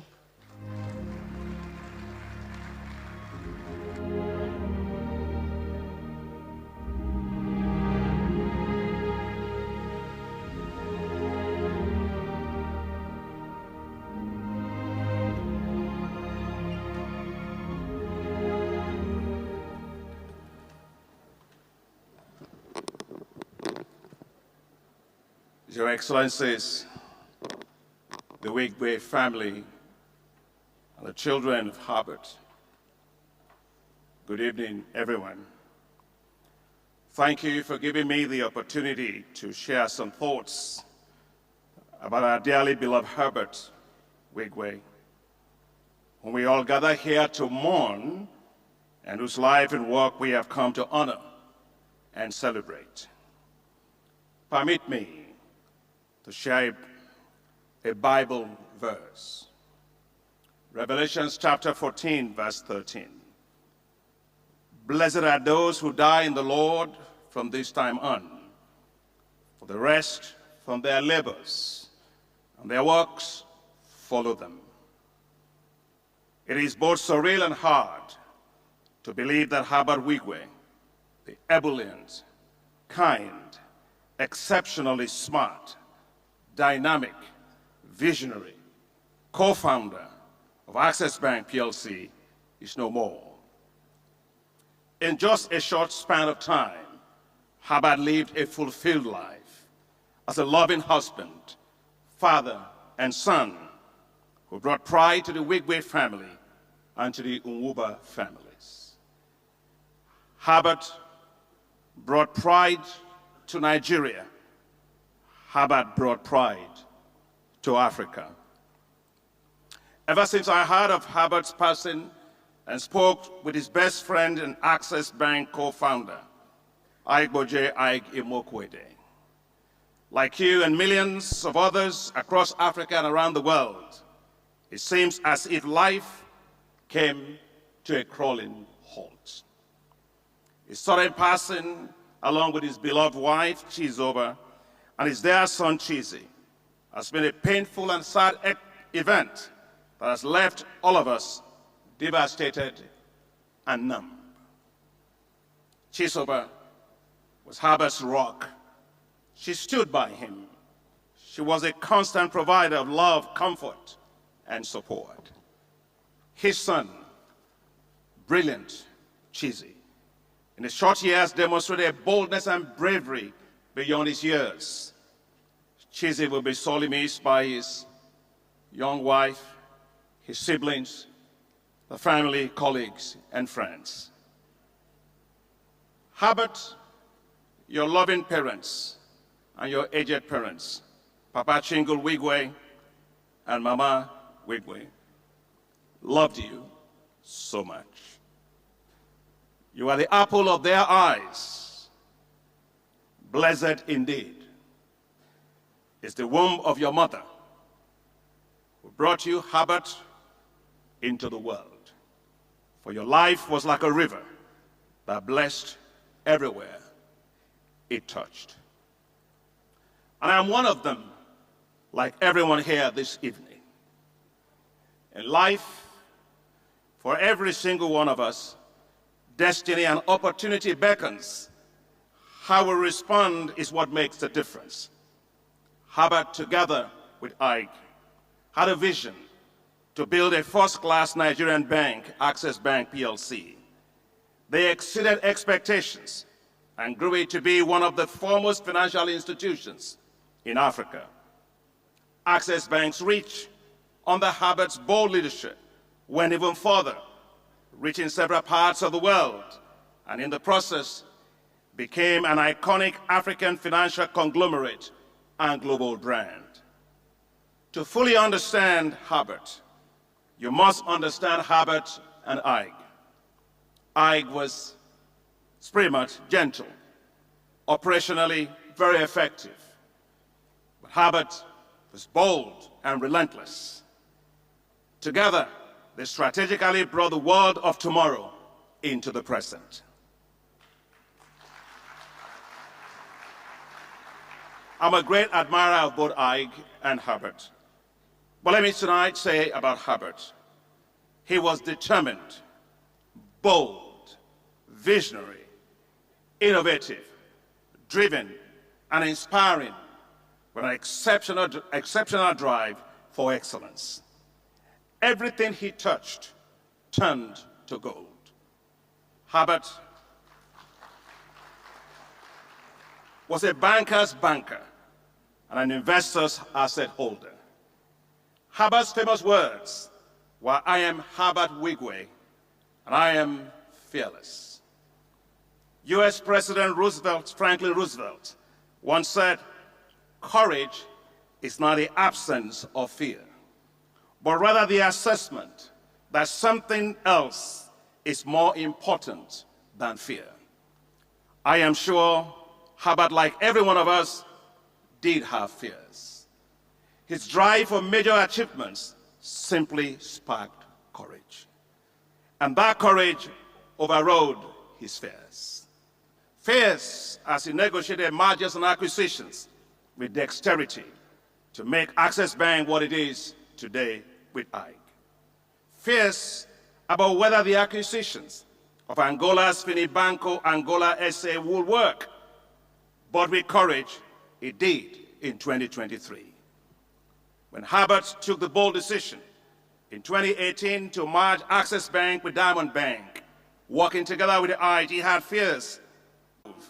Herbert's genius had created the largest commercial bank in Nigeria in terms of size, and as a base of 29 million customers spanning 3 continents and 12 countries. As a banker myself, Access Bank Holdings acquired the assets of Standard Chartered Bank across sub-Saharan Africa. From Angola, Gambia, Sierra Leone, and Cameroon, it went on an expansive market acquisition drive that turned Access Bank into the financial jewel that it is globally today. In all Herbert achieved, his beloved wife, Chizoba, was always by his side, spurring him on. His loving family, especially his children, were his delight. Sadly, Chizoba, Chizi, have gone to home with him, leaving behind Tochi, David, Hannah, and little Okachi. Yes, Herbert is gone, but I am confident in God that his children will rise and do even greater exploits in the years ahead. Yet, above all that Herbert did and invested in, most importantly, he set his eyes on what's most important, heavenly stocks. Because there are no IPOs in heaven, he bought what I describe as heavenly held private stocks from Jesus Christ, his Lord and Savior. He served his Savior with all his strength and all his might and all his mind and all his resources. Not only was he an exceptionally smart banker in this world, but he was also an even smarter investment banker for heaven. Herbert understood Matthew 6, verse 19. In the Bible, which says, "Lay not up for yourselves treasures upon the earth, where moth and rust consume, and where thieves break through and steal. But lay up for yourself treasures in heaven, where neither moth or rust doth consume, and where thieves do not break through or steal. For where your treasure is, there will your heart be also." Heavenly stocks are the only ones that never lose value. They are the only equity that never goes bust. Herbert gained access on earth, and yes, Herbert gained access in heaven. We all will miss Herbert enormously. We may miss his big heart. We will miss his propensity to always give and never hold back. We will miss Herbert's can-do attitude, his kinetic energy that allowed him to soar and accomplish things that will make the timid tremble. But our loss is heaven's gain. Sleep well, Herbert. We all here, and many around the world, will always cherish sweet memories of you and your impactful life on this side of eternity. Our tears, like water, irrigate our souls with precious memories of you. Thank you, Herbert. May your soul rest in eternal peace. Amen.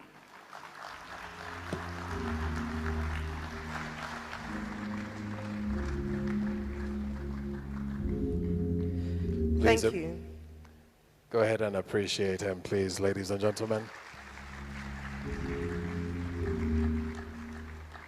Next, to give closing remarks and help us bring our evening to its final moments, this man had a love for Herbert that was uncommon. If I were to liken it to anything, it would be the story in the Bible between the king's son, Jonathan, and the king-to-be, David.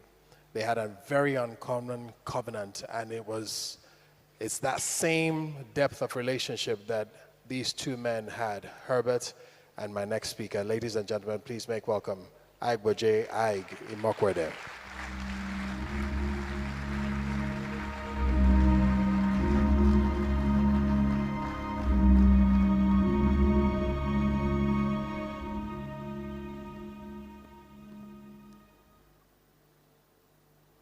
Good evening, Your Excellencies, Your Highnesses, distinguished ladies and gentlemen. Ever since that Friday, I have watched a family cope with grief with such spiritual resolve, such dignity and strength. But that I might have expected from adults. But from Tochi, David, Hannah, and Okachi, and the responsibility that all of us as adults in their lives have, and the fears about how difficult this time would be. You children have been truly amazing.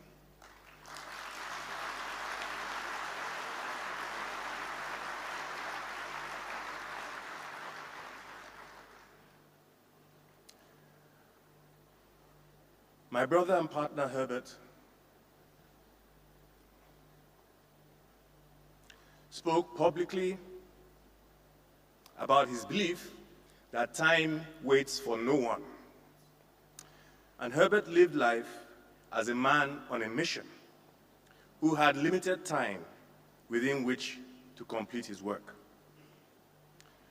The fierce urgency of now drove him to pursue and attain heights of excellence that match the best of the best across the world.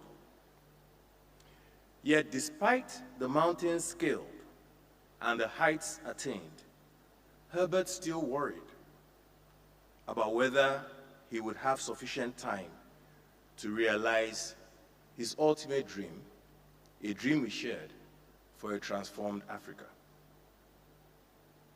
February 9th, 2024, the day Herbert Chizoba Chiziambimbo died, along with 2 pilots, was a terrible and tragic day for us all. But believe you me, ladies and gentlemen, on that day, in a way that happens to very, very, very few human beings in history,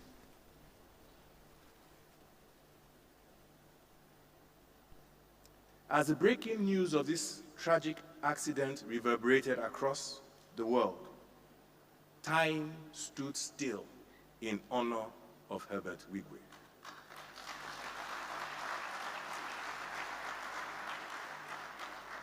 Let me explain.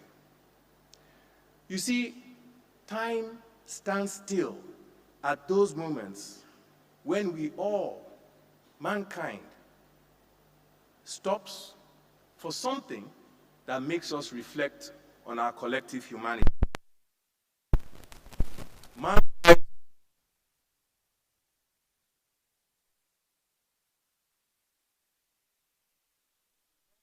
marched to Washington when Martin Luther King said, "I have a dream." And the world stopped to understand what this dream was all about, and has not been the same again. You remember the time when a long-haired rock star called Bob Geldof assembled singers and they sang "We Are the World," and the world stopped, and the race for global philanthropy began. 2 examples that come immediately to mind, and which I chose because I think you can relate to them. When Herbert died, time stood still, enabling millions who already knew him, but hundreds of millions more who had never heard of him, to pause in unison, to learn and reflect about this iconic African leader, and to understand the full potential of what he was about to do for humanity. The breaking story was a wave felt around the world as the news hit mobile phones, TV screens, computers. From north to south and east to west, millions of people went onto the internet, searching and examining, reading and watching, to find out just who is this man, Herbert Wigwe. And time stood still, because God wanted the world to know and to understand who his son, Herbert Wigwe, was and is, and what he truly represents. And so, they learned about his early life and formative years. They learned about his family life, his kids, his siblings, his parents. They learned about his professional exploits and philanthropy. They even learned that Igboje, the person referred to as his brother and partner, was neither his spouse nor biologically related to him. Most importantly, they learned that this man, Herbert Wigwe, is proof that Africa is still capable of producing outstanding men and women with the capacity to change the world in a good and a positive way.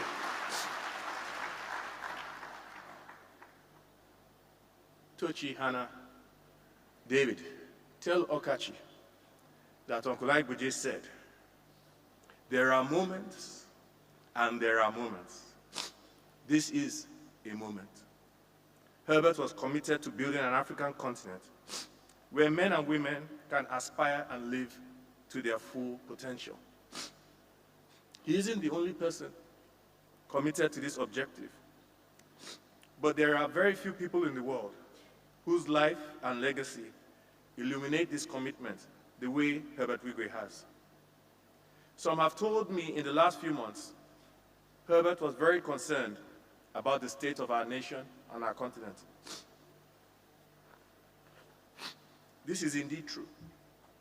And Herbert knew, ladies and gentlemen, that time was not on Nigeria's side, nor is time on Africa's side. If he was here today, Herbert would share these words with you. We are now faced with the fact that tomorrow is today. We are confronted with the fierce urgency of now.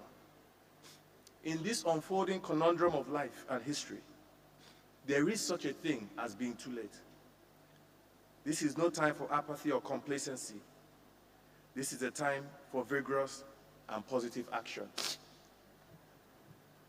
Herbert's purposeful legacy lies in what he was about to embark on, a collaborative commitment to building an African continent we will all be proud of. In memory of Herbert, let the work begin now. Thank you all for coming to honor my brother.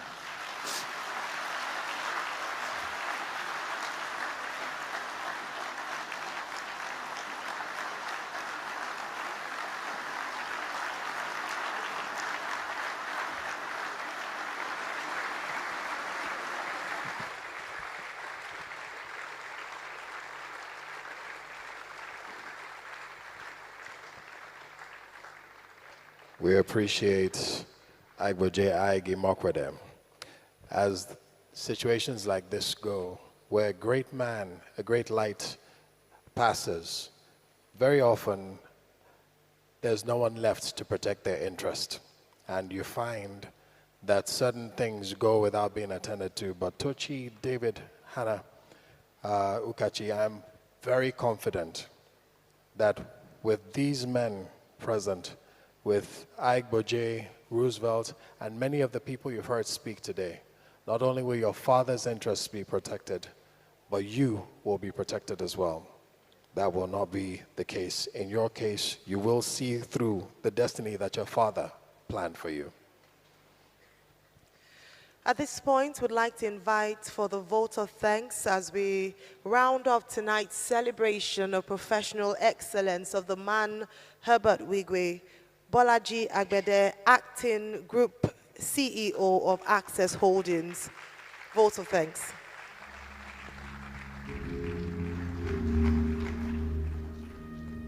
Good evening, everyone.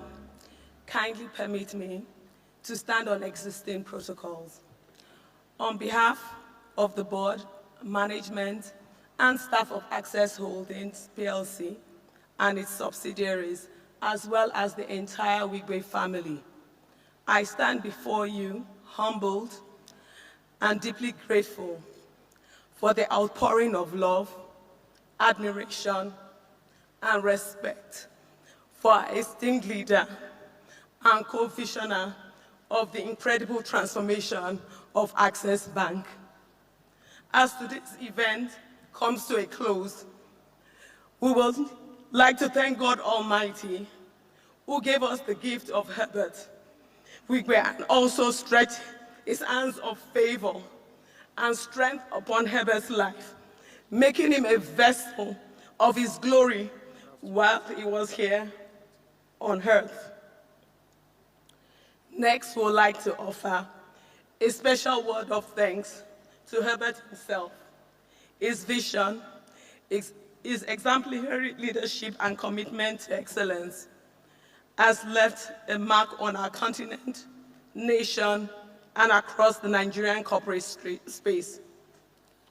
Though Herbert is no longer with us today in body, the spirit of excellence and pride in Africa lives on in all our hearts and minds. We would also like to extend our sincere thanks to our distinguished speakers who shared their heartfelt tributes and fondest memories of Herbert tonight. We are deeply grateful for your willingness to be vulnerable, sharing your memories and reflections on Herbert's impact, not just in Nigeria, but across the African continent. I thank you all for all the things you'll be doing to immortalize Herbert and the support you'll be providing to his family, as well as the Access Nation family. Thank you.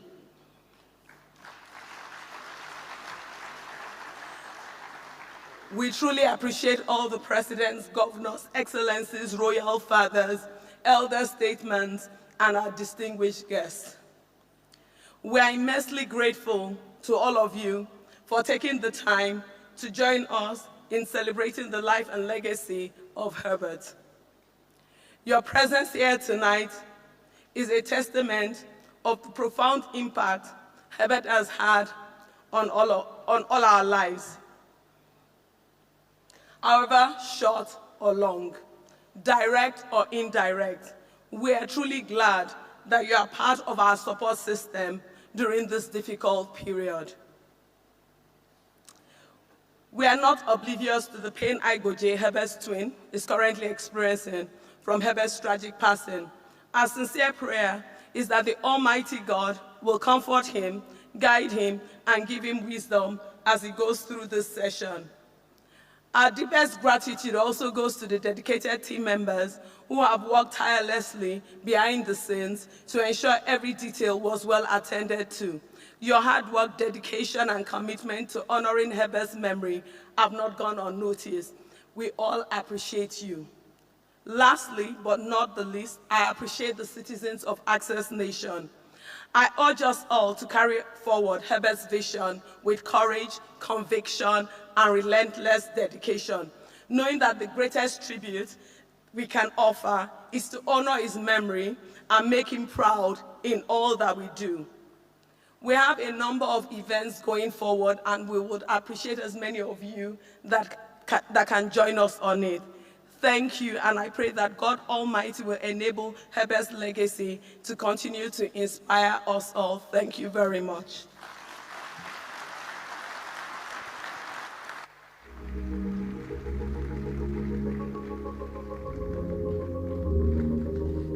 Thank you very much, Bolaji Agbede.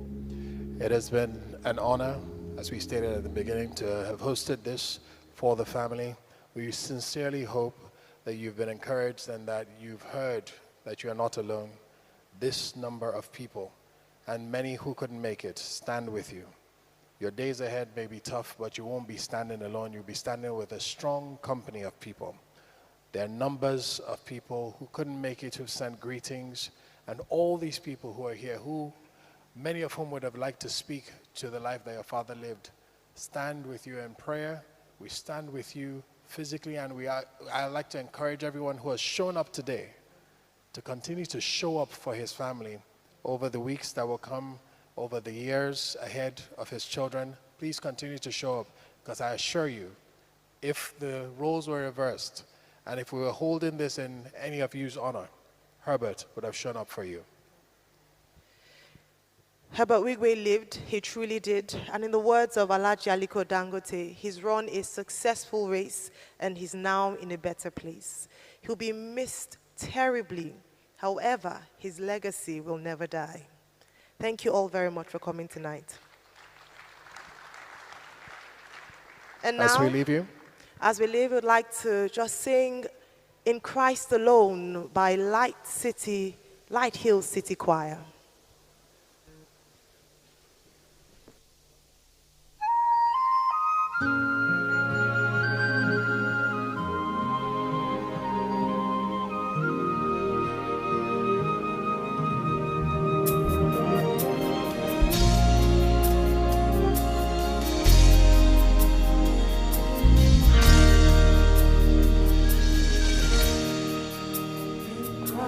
Alone, my hope is found.